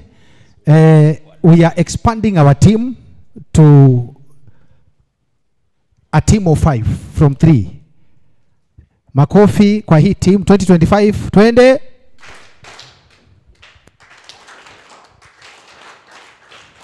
Very good. AI Animal Husbandry itashughulikia maswali yote. Tumeongeza kikosi cha timu yetu, na sababu ya kuongeza kikosi ni kuhakikisha kwamba hakuna swali ambayo inabaki. Na tukimaliza maswali yote, basi tutakuwa uhuru kuendelea na mipango mingine na shughuli zingine. Basi hapa, microphone iko wapi? Hiyo ni nyingine. Kidogo tu nataka tumjue huyu bwana, tuweze kusikia kidogo kutoka kwake. kisha tutasonga hivyo hivyo. Tumpe nambari 1 tumsikie. Okay, habari zenyu?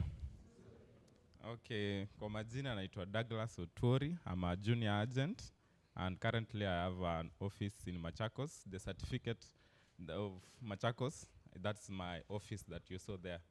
So I'm very lucky. That's one thing I'm going to say. Alafu, another thing, it's like it's God opening some doors. Yeah, I know you have some responsibilities. And since you have joined AI, I know how much you have achieved. Yeah, what you have achieved, how about you transfer what you have achieved to the next person? Yeah, do not fear, because already you have made it. So usinyamazie. Like I realized some people walikuja ofisi, alafu namwambia your friend ako wapi? Anampigia namwambia, do you know about AI?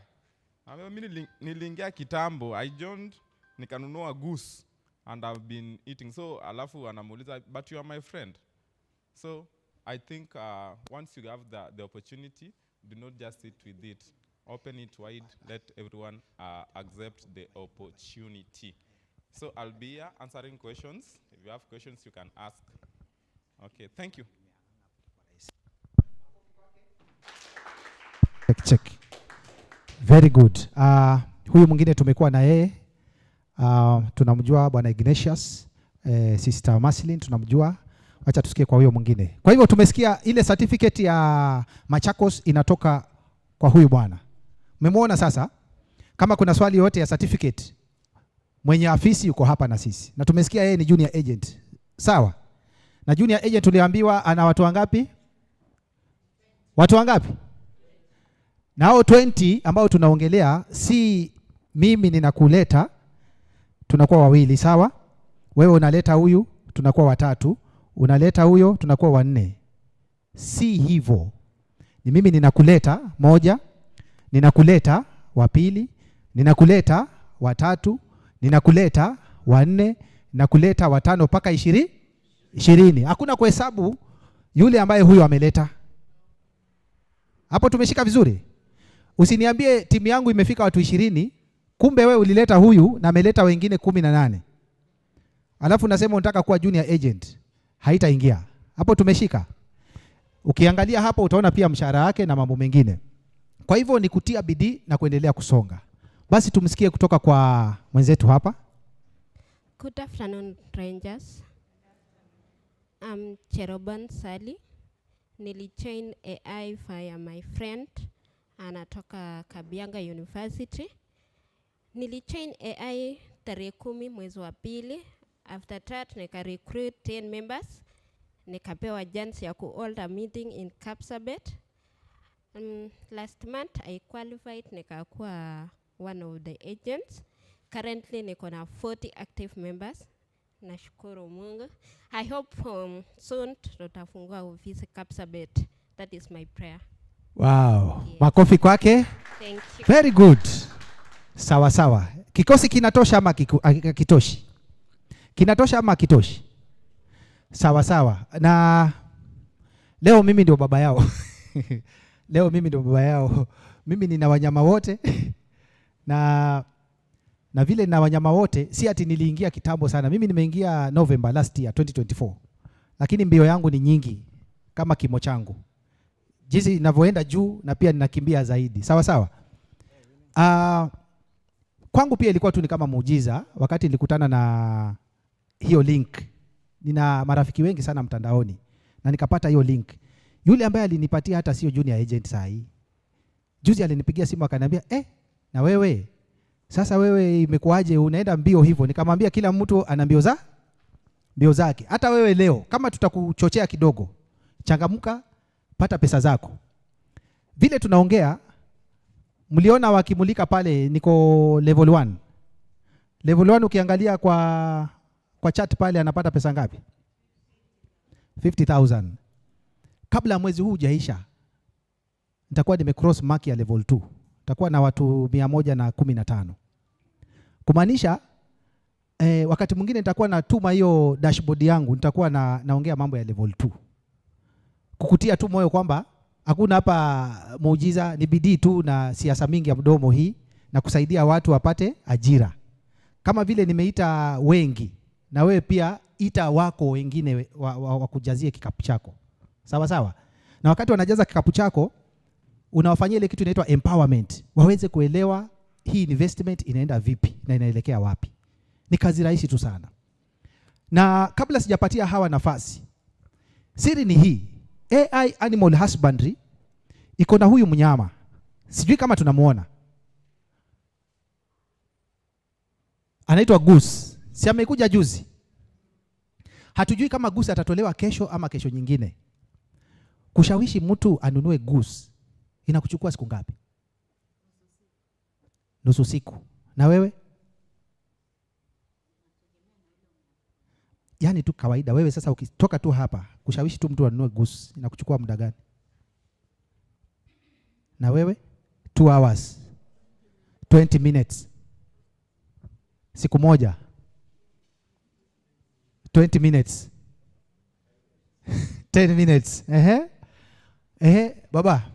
Mtu anunue goose. Goose.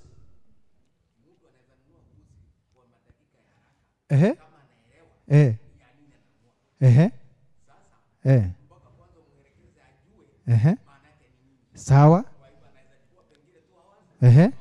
Ama 1 hour. Kwa hivyo inamaanisha kila mtu ana mbinu ambayo anaweza tumia kwa muda mfupi na akashawishi mtu akanunua mnyama. Si ni kweli? Suppose ninakupatia target ya 2 weeks kuingiza watu wa goose 20. Inawezekana ama haiwezekani? Mimi nataka nionyeshe biashara mahali iko. Inawezekana ama haiwezekani? AI inasema mradi mtu amenunua mnyama na analisha, huyo tayari ni subordinate wako. Na ukamuongelesha akaingia akanunua mnyama. Akipata pesa mara 2, mara 3, mara 4, huyo mtu atanunua mbuzi, atanunua kondoo, atakuja kununua nyang'au kama nyang'au iko pale. Na hizo zingine. Nimeleta watu kwa hii platform kwa kuwaeleza na nikawasaidia wakanunua tu goose peke yake. Mimi sijakuwa na shida mingi sana na mtu. Wewe nunua goose, uangalie vile platform inaendelea. Na one of my subordinates yuko hapa. Hebu inua mkono yako. Huyu anaitwa Sara. Sara ni wa Makueni. Mimi si niko Mombasa. Huwezi jua tulipatana aje huko Makueni, lakini mimi sikufika Makueni. Mimi nilimuongelesha. Akaniambia platform nimekuwa nazo nyingi sana, lakini sasa mimi sina imani na hizi platform tena kwa sababu ya hali zake zingine zenye sikutaka kujua. Lakini nikamwambia fanya nini? Nunua nini? Goose. Sara, ulinunua ama hukununua? Alinunua goose. Umenunua mnyama mwingine tena? Iko wapi microphone? Sitaki tuongee hapa sarakasi. Umeongeza mnyama ama hujaongeza? Nimeongeza. Umeongeza mnyama gani? Peasant. Wawili. Peasant? Wawili. Pigia Sara makofi. Alinunua goose, ameongeza peasant. Nini nimekufanya ukaongeza peasant? Niliona pesa inaingia. Haya, rudisha microphone. Pesa inaingia. Yaani hakuna mambo mengi. Wewe tu unaweka ikifika tu 150 una withdraw, alafu unangoja pesa yako. Na pesa inaingia. As simple as that. So, kwa sababu ya hiyo, nita hand over hii microphone kwa our able co-MC ambaye si mwingine bali ni Teacher Victor. Tumpigie Teacher Victor makofi. Karibu sana. Thank you. Anaitwa Victor. So I think I'm the one who is going to follow his footsteps. Next, I'm becoming mogul in terms of animals. Tumpigie makofi. You have failed. Makofi ya milioni, makofi ya AI Animal Husbandry. So without wasting time, najua tumbo imeanza kudai, si ndio? Ya haki yake. Now we don't want to waste much time. We're going straight to the point, that is Q&A, question and answer.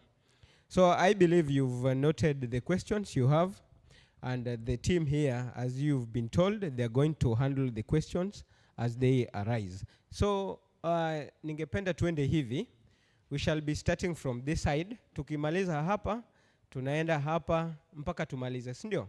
So at the end of it all, I hope your questions, your comments, and any other thing that may arise is going to be sorted out. So ningependa, do we have any question from this side? Yeah, okay. Mike.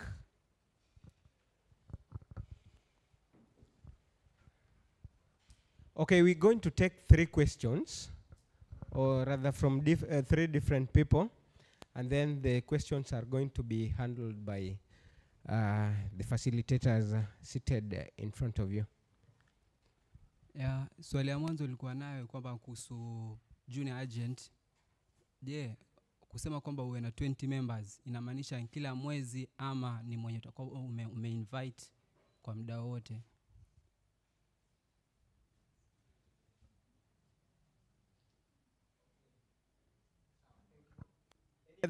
From this side?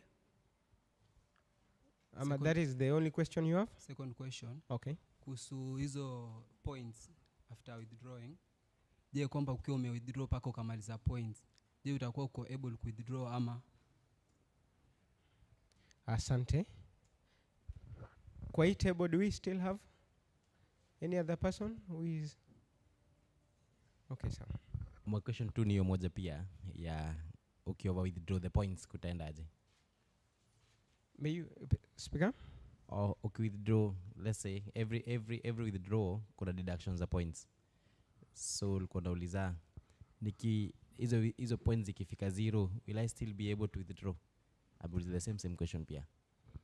Okay, thank you. I think those are 3 questions. We want to start with the third question, the last one.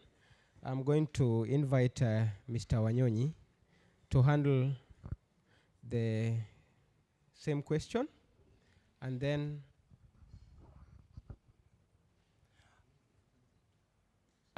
thank you so much for the question.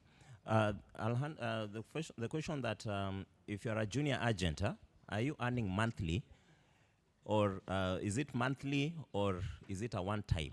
I think that is the question. Here is an instance whereby if you are a junior member, you're supposed to have 20 members who are active. Get my point? Who are active, because that is the threshold. If they drop there and then you no longer are, because you can have 20 members, then next month you have 8 members who are active, which means you does not get to the threshold. And then the points withdrawal. There's a point whereby in our PDF whereby it says if you should work hard not to get to 0 points. Okay. Madam said there are very many ways of, when you invite, there are points that you earn. Are you together? So you should work extra hard. When you add people, you get points. And you should also pre-plan your withdrawals to avoid you withdrawing today, tomorrow, if you don't have the ability to accumulate higher points. Are we together? Then there's one who asked about the points that if it's more of one of the same thing, that your points get to 0. You cannot be able to withdraw the points because that portal or that that phase has not, we have not reached there. Okay. Thank you. I hope the question is well tackled. So I want to request Mr. Douglas to answer the first question. Okay. So actually, he has already answered what's supposed to be answered. But I told you I have up to 800. And then you're wondering, why am I not driving a car approximately 3 million? Yeah, 3 million. So this is the correct answer to junior agent. Just have active members who are withdrawing every day. If you don't have active members who are withdrawing every day, it means you can't be a junior agent to earn 20,000. You can go to, you can have up to 1,000 members, and they would not purchase the animal. So it means you are not going to be the agent. So another thing about the points, I usually answer that very simple. The withdrawal does not, it's not attached to the points. Like, you have 0 points, and it means you can't withdraw. You will withdraw is normal. So there is nothing like my point is 0. No, I can't withdraw. No, withdraw is usually normal. So the points, it's your money, it's your benefit. So just ensure that you have created a lot of points and you have created enough members in your team. And then you will be able to exchange the points to be money in future. Thank you. That is very good. I hope the question is well tackled. Yeah, so without wasting much time, I want to go to this group. So if you have any question, please. So. Hello, my name's Awanangwe. My question was, or is, how is our personal data protected when using this AI?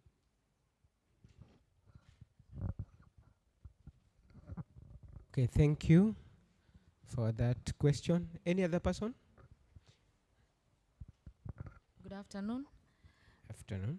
I wanted to know, is it possible, maybe along the way, I've currently registered with this particular number, but I want to change my M-Pesa number to a different number. Is it possible? That's my first question. My second question, must the withdrawal fall to M-Pesa? Can we withdraw to Airtel Money or something else, or to the bank direct?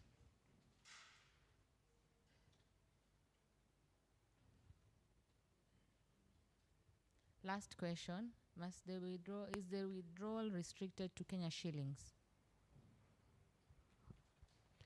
Okay, thank you.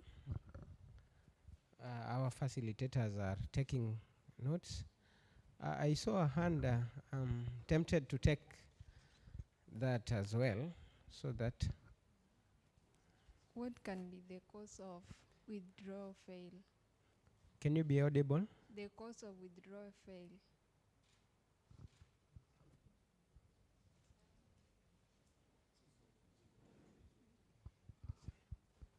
Thank you. Allow us to tackle the questions which have been raised so that we proceed. So the first one, as usual, I'm going to give Mr. Wanyonyi to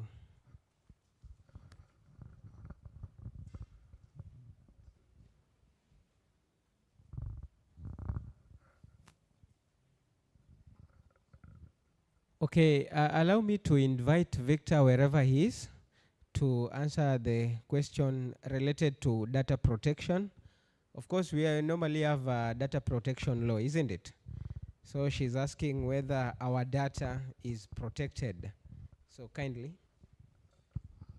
Yes, I may not know who asked the question, but our data is safe. It is with the ICT, and it is well protected. There's no data that is going to be leaked.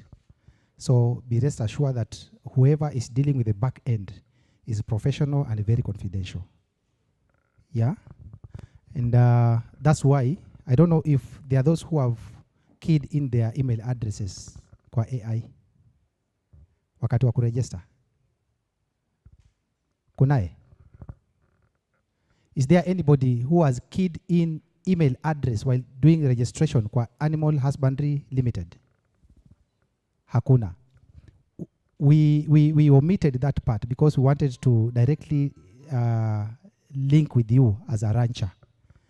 And we want to access you at any point in time. We don't want to have junks in the internet. Are we together? Thank you, Victor. Thank you, namesake. So about change of account, allow me invite Miss Sally to handle the same. Thank you. Kuna mwenye ameulizia kuchange an other account. Hapo kwa ku-add account, ukisha add account, inakwambia andika china ya yenye uliregister kwa M-Pesa. Then you just add the number that you are using in that name. Okay, once umeamua kuchange to another number, you delete. Ukisha delete, then you add that number that you want to register with, plus the M-Pesa name. Is that okay? Mmenielewa? Okay, thank you. Yeah, that procedure is very simple. As simple as ABC.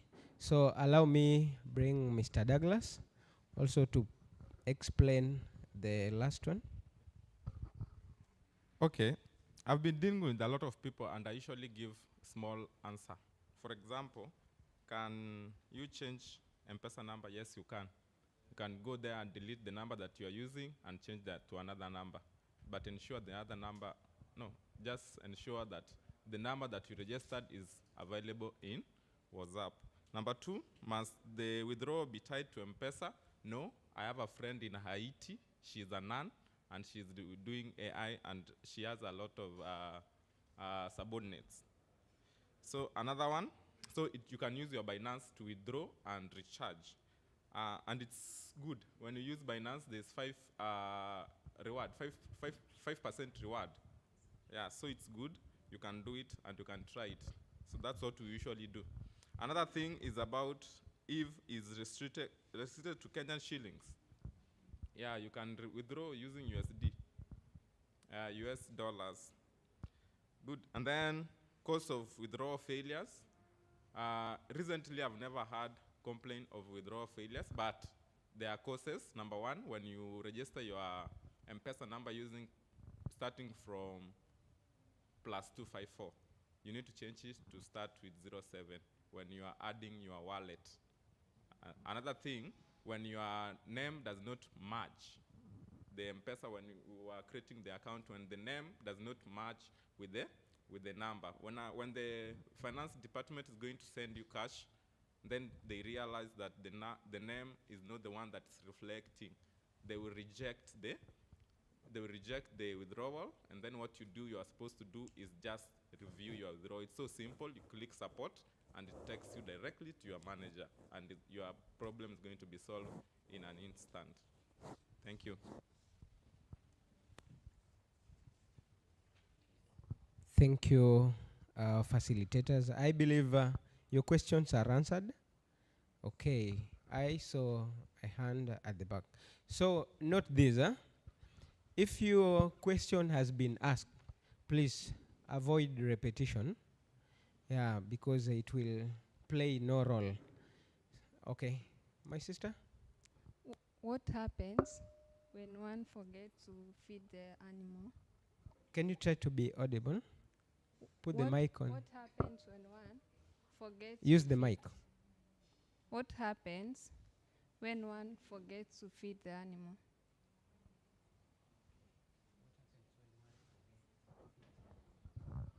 Okay, thank you for that question. Any other? I wanted to know, like you said, the person must have registered their WhatsApp number in order to be able to access AI. And I wanted to ask, let's say someone doesn't have a smartphone, but they wanted to purchase an animal. Are they able to purchase it before and use the money that they, create an account and log in through any other phone? And when they get, let's say, earnings and be able to buy a phone is when they use their own WhatsApp number. Is it possible? Can they be exempted to join AI without having a WhatsApp number? Okay, thank you. I believe our facilitators have gotten. Do we have any other person here who might be locked out? So allow me bring Madam Marceline to answer the question, what happens when you forget to feed your animal? Thank you.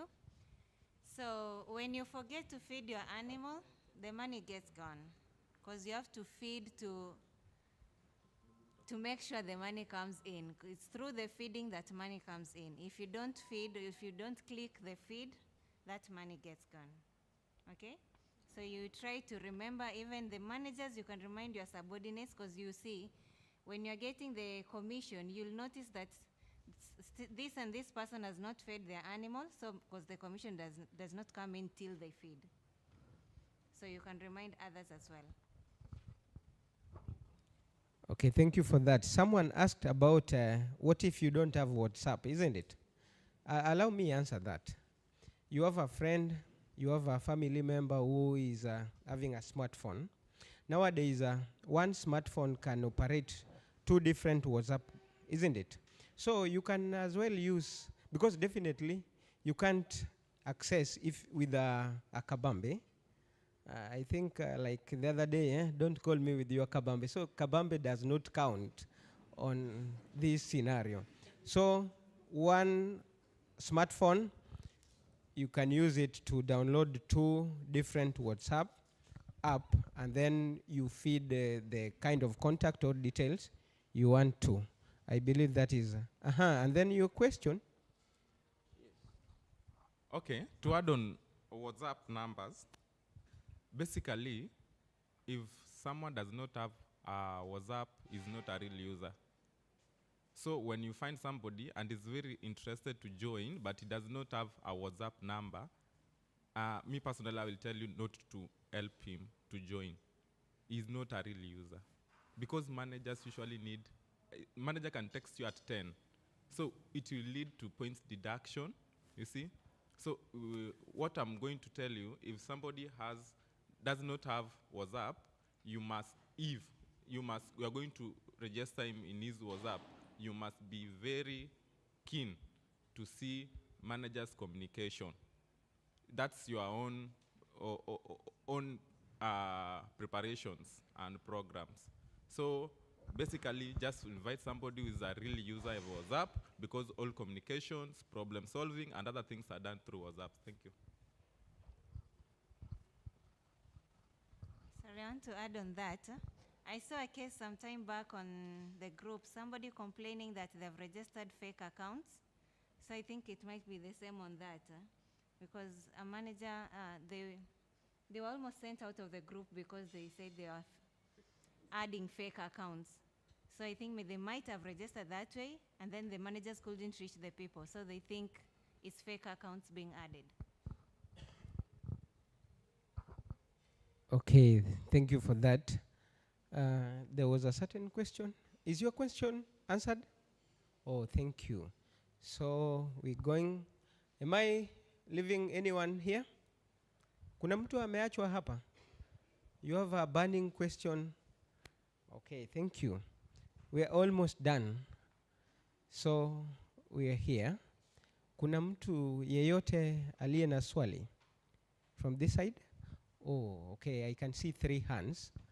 So tutaanza na, okay.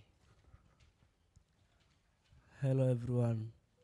So swali yangu ya kwanza inaenda kwenye issues za hii registration.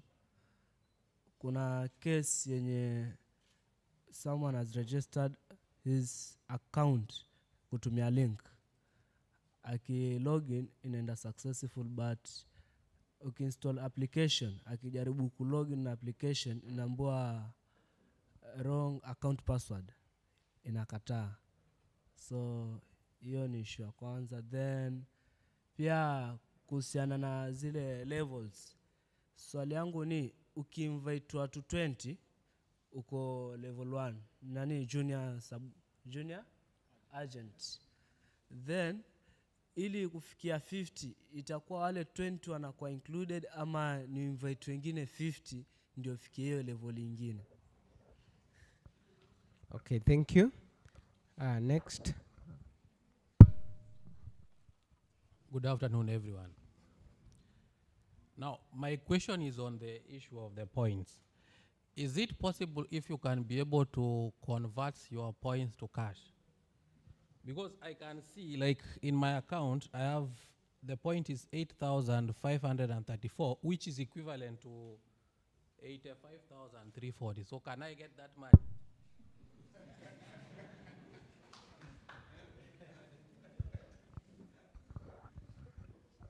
There one. Okay, there is one hand here.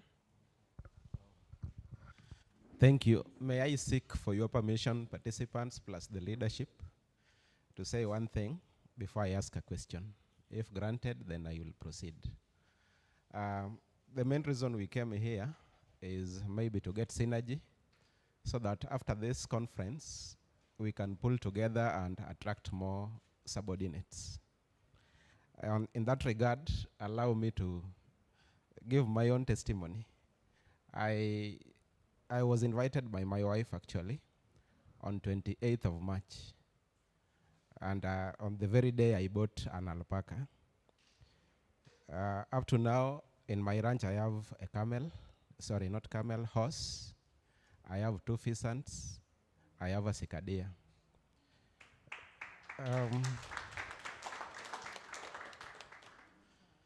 I've also invited my friends, and today I have 24 active members. 24 active. Through the walls that we are in, I saw that you can apply to be a junior agent maybe on 30th of every month. So I'm waiting for that 30th so that in the next carnival, I will be seated there and I will answer some of the questions. Having said so, I want to ask this. I have about 55 subordinates, but 24 of them are active. Is there a possibility that we can isolate the non-active ones in the system so that it gives us easy time identifying the actual number of active subordinates that we have, rather than just physically counting and recording the types of animals that they bought? Like in this, my booklet, I have my active subordinates plus the animals that they purchased, including their animal ID numbers. Thank you. Thank you for that. Okay, I want us to start with Marceline. There is a question which has been repeated. It was raised from this other side, but Marceline will handle it.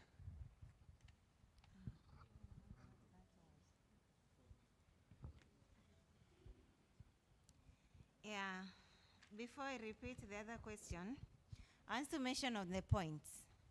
The points I mentioned earlier when I was explaining about the point system, they will be redeemed, the ones you have remaining in the account, at the, when we hit the target of 1 million members. Okay? To whoever asked that question, I hope it's clear. So when we get to the target of 1 million members, the points that you have in the account can be redeemed at that point. Okay? Now,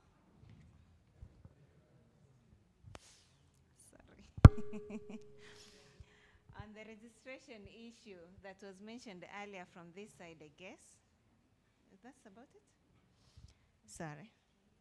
On the fake registration accounts, we are discouraged on adding people that are not on WhatsApp, because the WhatsApp is the active platform that enables people to communicate easily in the group and on AI, and you can get information from there. So when you add people who don't have WhatsApp or other issues, it brings issues of fake accounts, and mostly you'll be the one being doubted when you've added genuine people and that you're trying to help. So let's refrain from that. Or maybe if they can get, nowadays we have copper phones, even as low as 1,000 shillings. They can try that, and then they can use the AI amount they get to pay it later. Okay? Thank you. Yeah, that is good. I hope before I want to invite Mr. Douglas to answer the question. Is it possible to segregate, isn't it, the non-active members? But before that, allow me the speakers those who are using mic, because all these are recorded, kindly try to make good use of this mic. Mr. Douglas. Yes. So it's so simple. Like I said, when I'm answering my subordinates' question, I usually give them small answers. Yes. When you want to isolate, actually this is an online work. You're supposed to do everything online. Yeah, it's very simple. When you want to, you can text your manager, tell him to send you a VCV file of your members. You can add them and start your own WhatsApp group, and then you can actively following them up. Another thing about reason as to why you are supposed to be in WhatsApp is to ensure that the person that you invite is also in the same WhatsApp group that the manager usually makes communications and have meetings. Thank you. Thank you, Mr. Douglas. I hope your questions are being tackled well, isn't it? I saw a hand somewhere here. Yeah. Thank you. I have a concern about the, if I want to purchase an animal, can I use the money in my account, the accumulated amount? Because every time that I'm buying, I need to, I was buying another one, it came another name by the name Peter Maundo. And then I got scared. I had to consult the support. Then they directed me to send to Victor.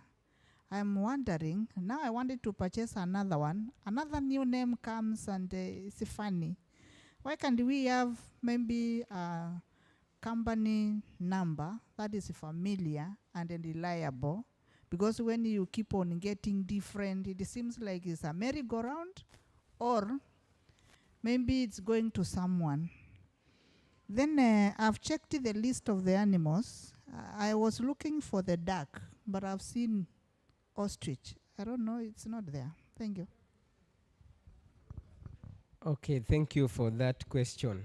So as I bring Mr. Wanyonyi to answer that question, why different numbers? I think maybe to just touch on it, when Mr. Wanyonyi was explaining about that do not save the number, isn't it, the account. Remember the company, you are not alone. Like in this room alone, we are very many people. I assume, because this one, that is just Kenya alone, there are some people in the US and all that. There are so many people. So one person cannot deal with all these people.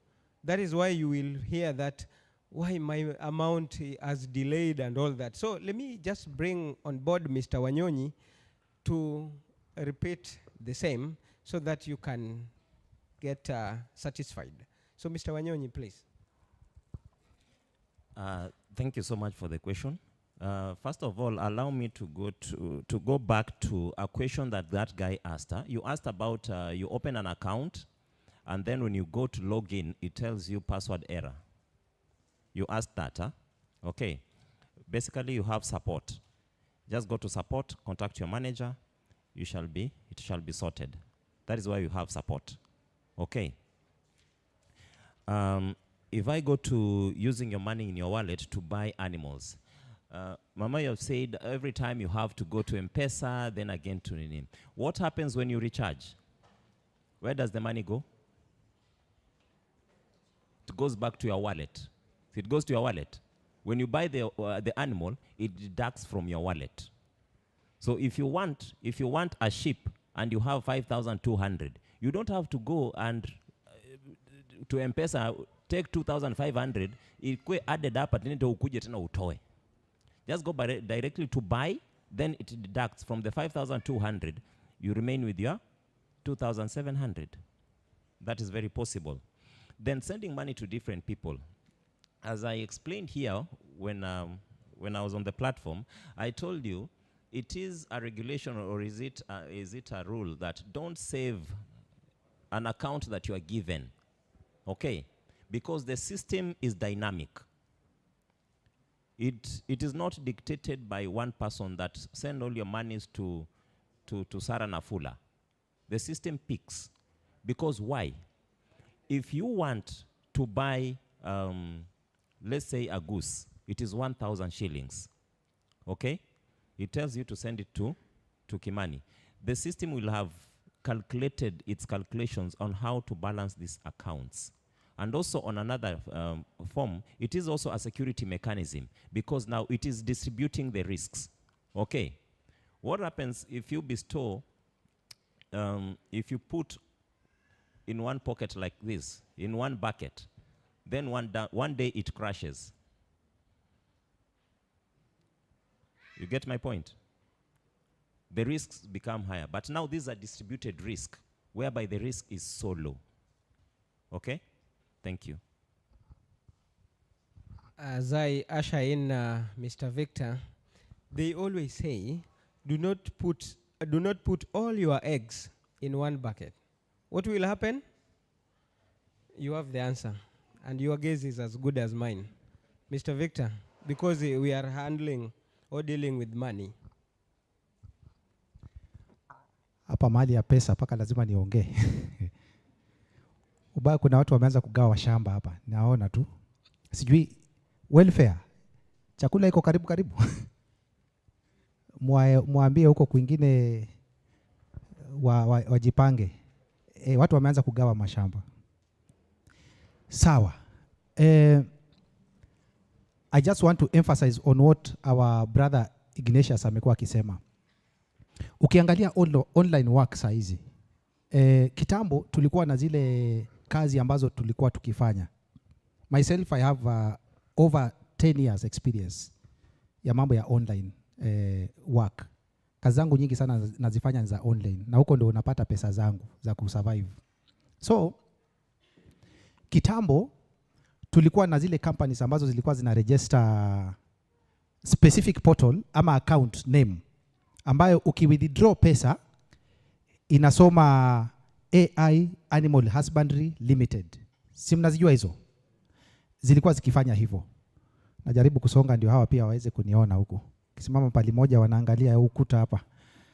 Sasa imefika wakati wamekuja wakafanya analysis ya kuregister account under a company. There is a lot of charges that they incur. We call them legal fees. Saizi ukikata across online companies zenye zinafanya kazi, may it be advertisement, may it be zile zinafanya transcription, kuna zingine zinafanya writing services, kuna zingine zinafanya academic, zote zimedevolve kazi zao. Na kudevolve kazi, wana contract banks. Tuseme wanakuja wanasema wewe ni wa KCB. Wanakuja wanakucontact, alafu wanatafuta merchants wenye unawajua kama KCB. All banks wako na merchants ambao wanafanya na wao kazi. So wana subcontract bank, na bank ina subcontract merchants. Merchants wako na specific numbers zenye wanatumia. Ndio hizo zenye mnaona wakina Wanjiru, Karaoke, Wafula, Nyae, nani. Hizo ni contacts za merchants. Kwa hivyo AI Animal Husbandry ina sign contract na bank ambayo itakuwa ina manage finances zetu. Na bank kwa vile haiwezi kufanya kazi kama bank kivyake, ina kazi nyingi, ina subcontract merchants.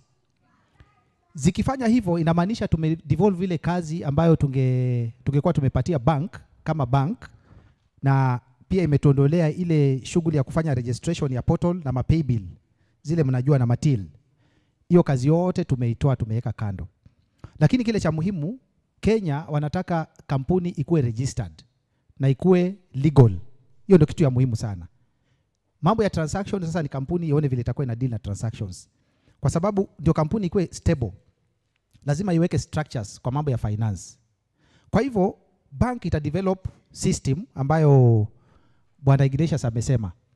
Na hiyo system ina pick random based on ni merchant gani ako idle wakati gani. Ndio inakurushia huyo merchant. Ikikurushia merchant na umeitoa kwa portal, huyo merchant wa kampuni, portal haiwezi okota mtu yoyote kama Victor Opio uko nje. Na hata kama ni mimi watakwambia utume pesa kwangu, watakwambia tuma kwa Victor Opio. Na mwenye atakwambia pia ni official wa AI animal husbandry. Anaweza kuwa ni Ken Hall, anaweza kuwa ni Joanna Bell, anaweza kuwa ni Kevin. Wote wako na records za agents, wako na records za merchants, na wako na records za banks.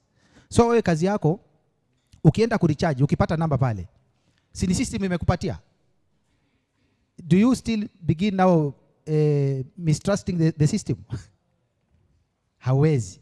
Wewe tuma hiyo pesa, ukimaliza kutuma, continue the processes, na utapata transactions zako zinakuwa completed. The other way, wanafanya hivyo kwa sababu wanataka kupunguza ile workload ambayo banks huwa zinakuwa zina delay mambo ya processing.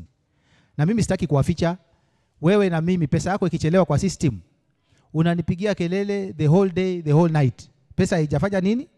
Haijakuja. Na ndio tuweze kurahisisha kazi, alafu pesa ikuje within 12 to 48 hours. Si ikikuja hiyo within 48 hours, si inakuwa ni sawa na wewe kwa sababu utakuwa unaelewa policy.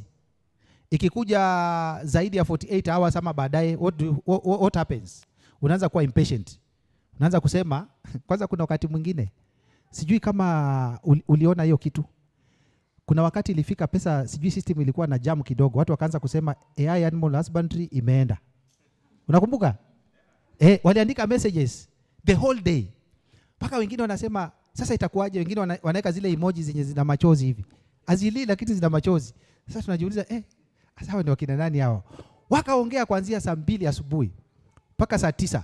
Kufika saa 9 watu wakaanza kupokea pesa zao. Au majamaa sijui waliendea wapi. Mimi sijawahi waona tena kwa system. Na hawakutolewa. That is the beauty with AI animal husbandry. Hatukutoi kwa platform. Tutakutoa kama umeanza vituko. Lakini mambo ya pesa hata hatuna shida kwa sababu tunajua the system is very stable. Na ukiingia unaingia uko sawa. So we are reducing the workload, we are also increasing efficiency, and we are also trying to ensure that our business model is sustainable. Tumepatana? Asanteni. Asante. I hope the point is clear. So we are almost culminating. Do we still have any question from here? No question. Allow me go straight to this side. Any question? Any query? Wacha nishuke nione vizuri. Kuna mtu yeyote aliye na swali? Okay, kuna swali pale. Any other person apart from nataka nione mikono ni how many? Okay, the three of them. Mzee, is it answered? Good afternoon. Kama mimi si swali lakini ni nataka kama vile mimi nilivyofungua link, every time nikitaka kuwa online I have to go to the link ile ambayo nilioletewa. Nataka mundipe explanation vile I can go to ije tu kwenye app badala kwenda every time nitafute ile link nilotumiwa ndo nikanini. Okay. There was a certain another hand somewhere there. Oh, so. Yeah. Mmepata hilo swali? Yeah. Swali la kwanza, AI inamaanisha nini in full? Kwa sababu naweza fuata mtu nimuelezee kuhusu AI animal, alafu niulize hii AI inamaanisha nini? Nikishindwa kumjibu atakuwa na tashishi. Swali la pili, hapa kwa withdrawal mmesema ni 24 to 48. Vipi kuhusu maybe mtu ako na emergency? Hapo mnamsaidia vipi hapo? Swali la tatu, mmesema hii kitu imetoka uzunguni imekuja hapa Kenya, na kama una join hii pesa ukituma kwa inaenda kwa mtu. Sijui mnanielewa. Sasa siku moja huyu mtu mwenye tumemtumia pesa amue leo skuli lunchi na kula kona, hii pesa yetu iko safe vipi? Okay, thank you. Umemaliza? Shamaliza. Aya, peana pale.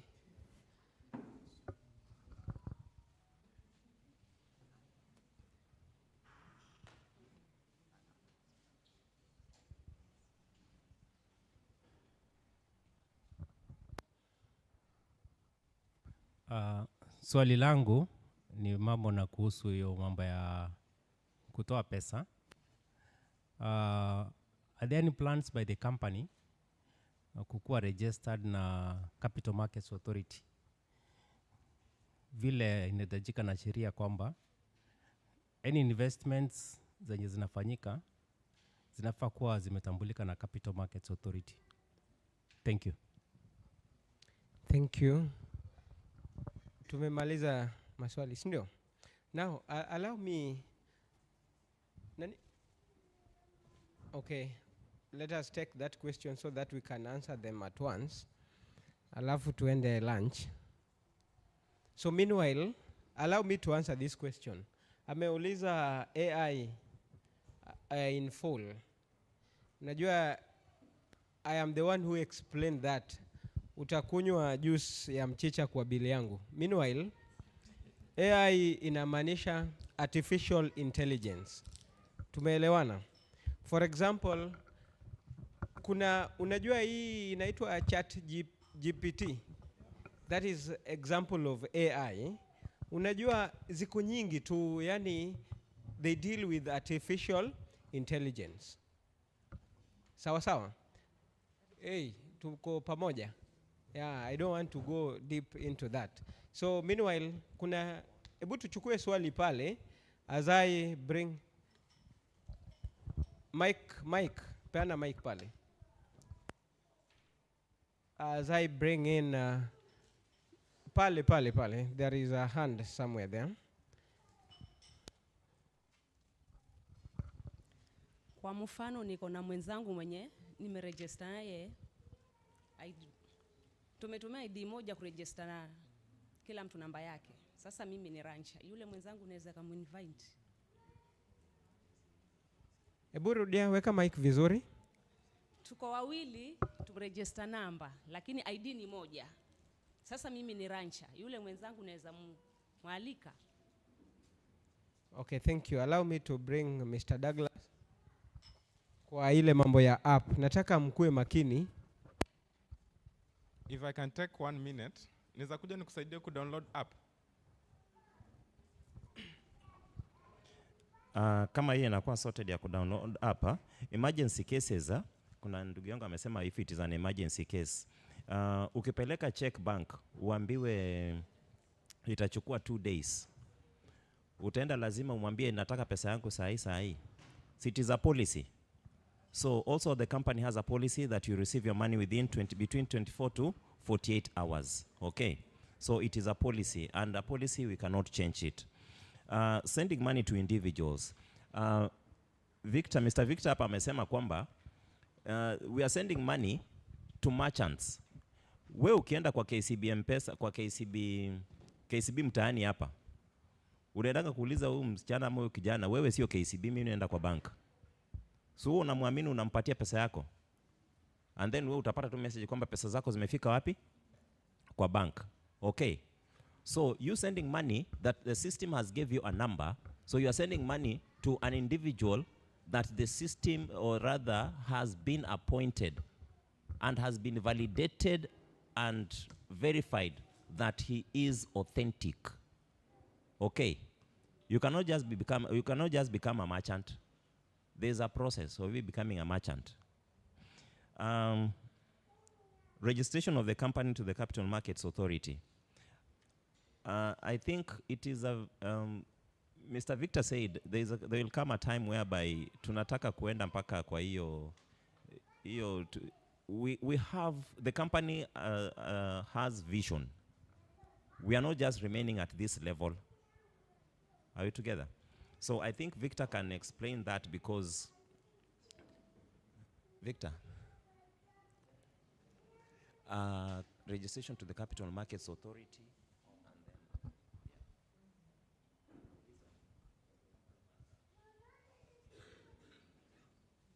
Oh, okay.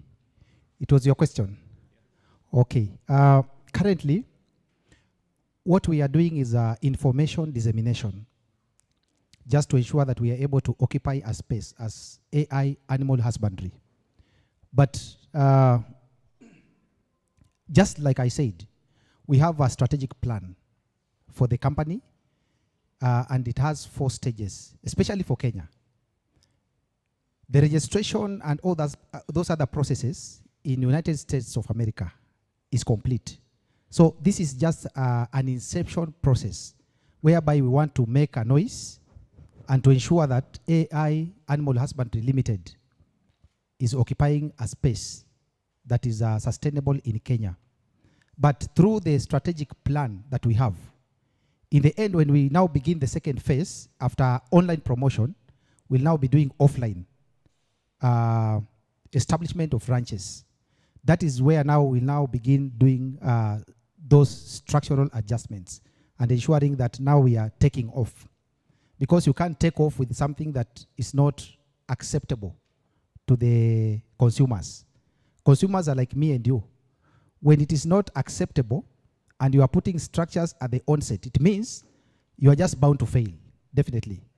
So, sahizi, kwa wale ambao ni wenzangu wa Mombasani, kwa sasa kazi yetu ni kutambulisha kampuni yetu na kuhakikisha ujumbe unafika kule nje, kwa sababu awamu hii ni ya kwanza katika kampuni, ili tuhakikishe kwamba tumesambaza ujumbe kote kote na kila mmoja amepokea huu ujumbe na akauelewa vizuri. Na baada ya kuelewa huu ujumbe, ndio utamshawishi aingie katika kampuni au akatae. Chaguo ni lake. Kisha tukiona kama malengo yetu na mikakati na mipangilio ambayo tunapanga. Kwa sababu nilisema lengo letu ni kufikisha watu milioni ngapi? 1. Na saa hizi tuko kwa 3.5. Kwa hivyo ndio tufike milioni 1. Ile safari ambayo tunapitia, mwanzo tumeona tumechukua miezi 10 kufika 3.5. Hatujui sasa 3.5 nyingine, kwa awamu nyingine hiyo, tutafika lini. Huwa tunajua kama ujumbe umepokelewa kwa haraka au ujumbe unajivuta kulingana na watu ambao wanafanya nini? Wanajisajili kila siku. Ukiwa unauza sera au unauza biashara, na biashara yako inaonekana kana kwamba inajivuta kwa muda, unaweka nguvu lakini biashara haijivuti, kaa chini, anza kujiuliza kuna shida wapi? Lakini kwa kampuni hii, tangu tuiweke mwezi Juni hadi wa sasa, kampuni iko na ile tunaita upward trend. Grafu inasonga vizuri sana. Kumaanisha ujumbe unafanya nini? Unapokelewa. Na hasa kwa vijana wetu. Tuache kwanza wazee. Vijana wanajua kupima. Na ukiona kijana amepima na amewekeza pale, akanunua hose. Najua kuna wengine wamenunua hose. Huyo kijana ameona kitu. Ukweli ama uongo? Kwa hivyo ndivyo tunapima. Tutapima awamu ya kwanza, awamu ya pili ikifika, tunaanza sasa kuweka mikakati. Hii inafaa iwe pale, hii inafaa iwe huku, ranch ile tutaizingatia ni hii, ranch ile nyingine tutazingatia ni hii, na hivyo na hivyo na hivyo. Mwishowe tutafika kwa swali lako, na nadhani kufikia hapo, kama utakuwa bado rancha, utakuja kunisalimia kwa mkono useme sasa nimeridhika. Sawa sawa. Sijui kama nimekujibu. Asante. Thank you. Kuna huyu pia labda niongeze kidogo about emergency. Kuna wale mwalimu angekujibu vizuri. For example, those who have ever invigilated KCP ama KCSE, where it takes century for the government to disperse this kind of money. So I think using so many people or maybe contacts account, that one makes work easier so that you can get your money on time. And then just to add on something a bit, when you talk about animal husbandry, this is basically just a branch of agriculture which is focused in terms of caring and breeding of animals which are domesticated and for different purpose, like production of meat, right, dairy, among others. So that is basically what is happening. That is why we said a time is coming when we will have what we call now physical, these are animal husbandry, it will be physical, whereby farmers will do it physically. You can go see them, you can go buy them offline. Are you getting the point? So that is where we are deriving to.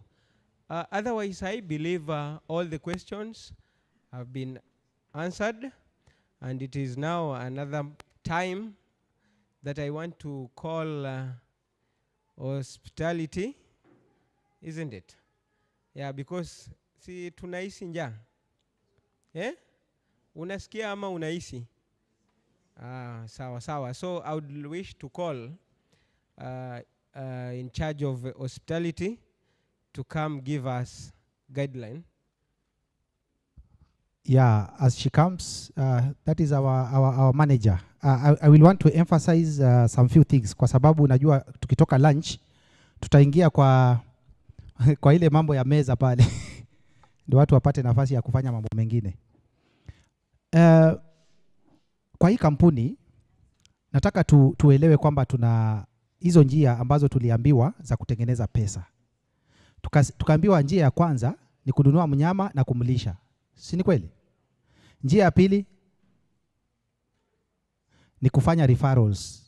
Unauza biashara kwa rafiki, kwa jirani, kwa family friend, kwa relative, kwa auntie, kwa mzee na wengine. Njia ya tatu utapata commissions. Wakati unafanya referrals, unawaleta na unafungua biashara, inafunguka vizuri. Utakuwa unapata commissions. Na tukasema level 1 utakuwa unapata 2% daily commission. Regardless ule mnyama ambaye atakuwa amenunua. Kwa level 1. Tumeelewana? Level 2 utakuwa unapata 1% commission. Niko naongea nikingoja chair ule wa hospitality, sijui yako wapi, sijamuona bado. Level 2 atakuwa anakupatia 1% daily commission. Tumeelewana hapo? Alafu kuna ile nyingine ambayo unajua imezungumziwa, hii ya recruiting partners rewards. Hiyo unapata 15% kutokana na mnyama ambaye anafanya nini? Ananunuliwa. Sasa inamaanisha kuna ile percentage yenye unapata mnyama akinunuliwa, alafu kuna zile commissions ambazo utakuwa unazipata ukiendelea on a daily basis. Level 1 akifeed animal unapata. Level 2 akifeed animal unapata. Si hapo itakuwa ni sawa? Alafu nyingine tukasema kimbizana pia na mambo ya employment. That's another source of income. Weka bidii, hakikisha umepata nini?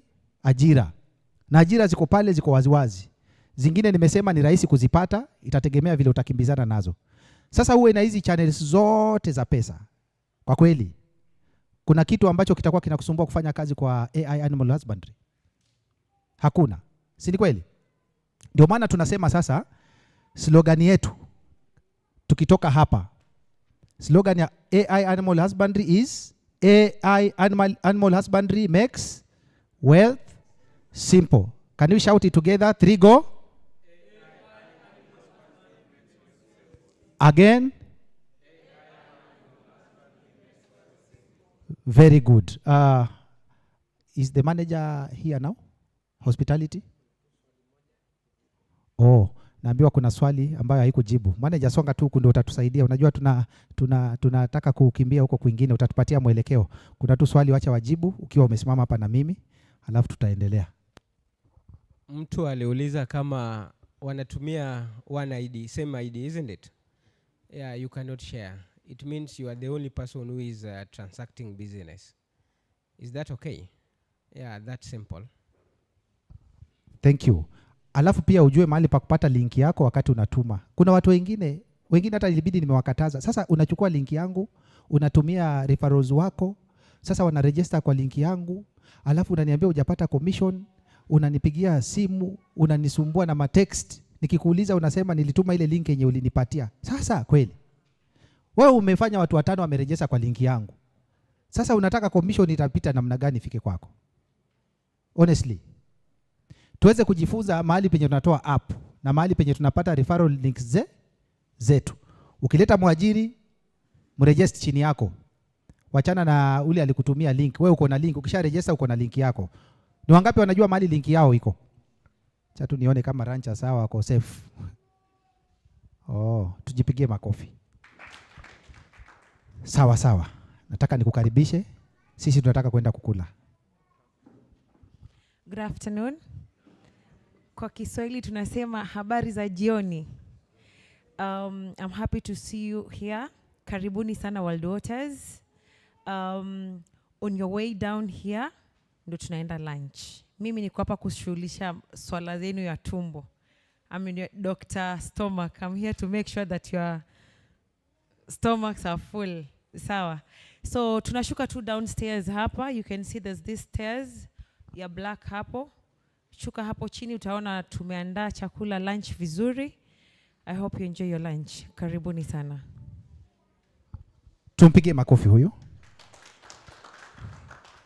Alafu kabla tujaombea chakula, nitamuita security mmoja ndiye ataombea chakula. Tafadhali, kwa heshima na taadhima, unapoelekea katika mankuli, tafadhali chunga mkoba wako. Na usiwache zile mali za thamani zikiwa kwa meza kama chupa hii. Uje upate chupa halipo, ukaja ukaanza kunitafuta Bwana Upio. Nitakwambia samahani. Tumeelewana? Security mmoja, njoo tuombe chakula. Mnaangaliana? Sitaki kusema jina. Security mmoja.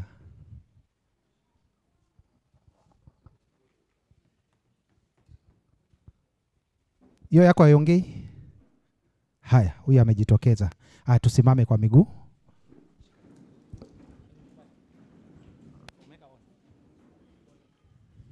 Hamjamboni. Wacha tushukuru tunapoenda kupokea chakula. Father Lord, in the name of Jesus, we want to thank you. As we go to partake our food, Lord, we bless it. Let it be of useful to our body. In the name of Jesus Christ, we thank you. Sawa, ni saa 8 na dakika 32. Tunarudi hapa saa ngapi? Tuelewane. Saa 9:30. 1 hour lunch. Ni sawa? Aya, saa 9:30 turudi hapa. Bon appetit.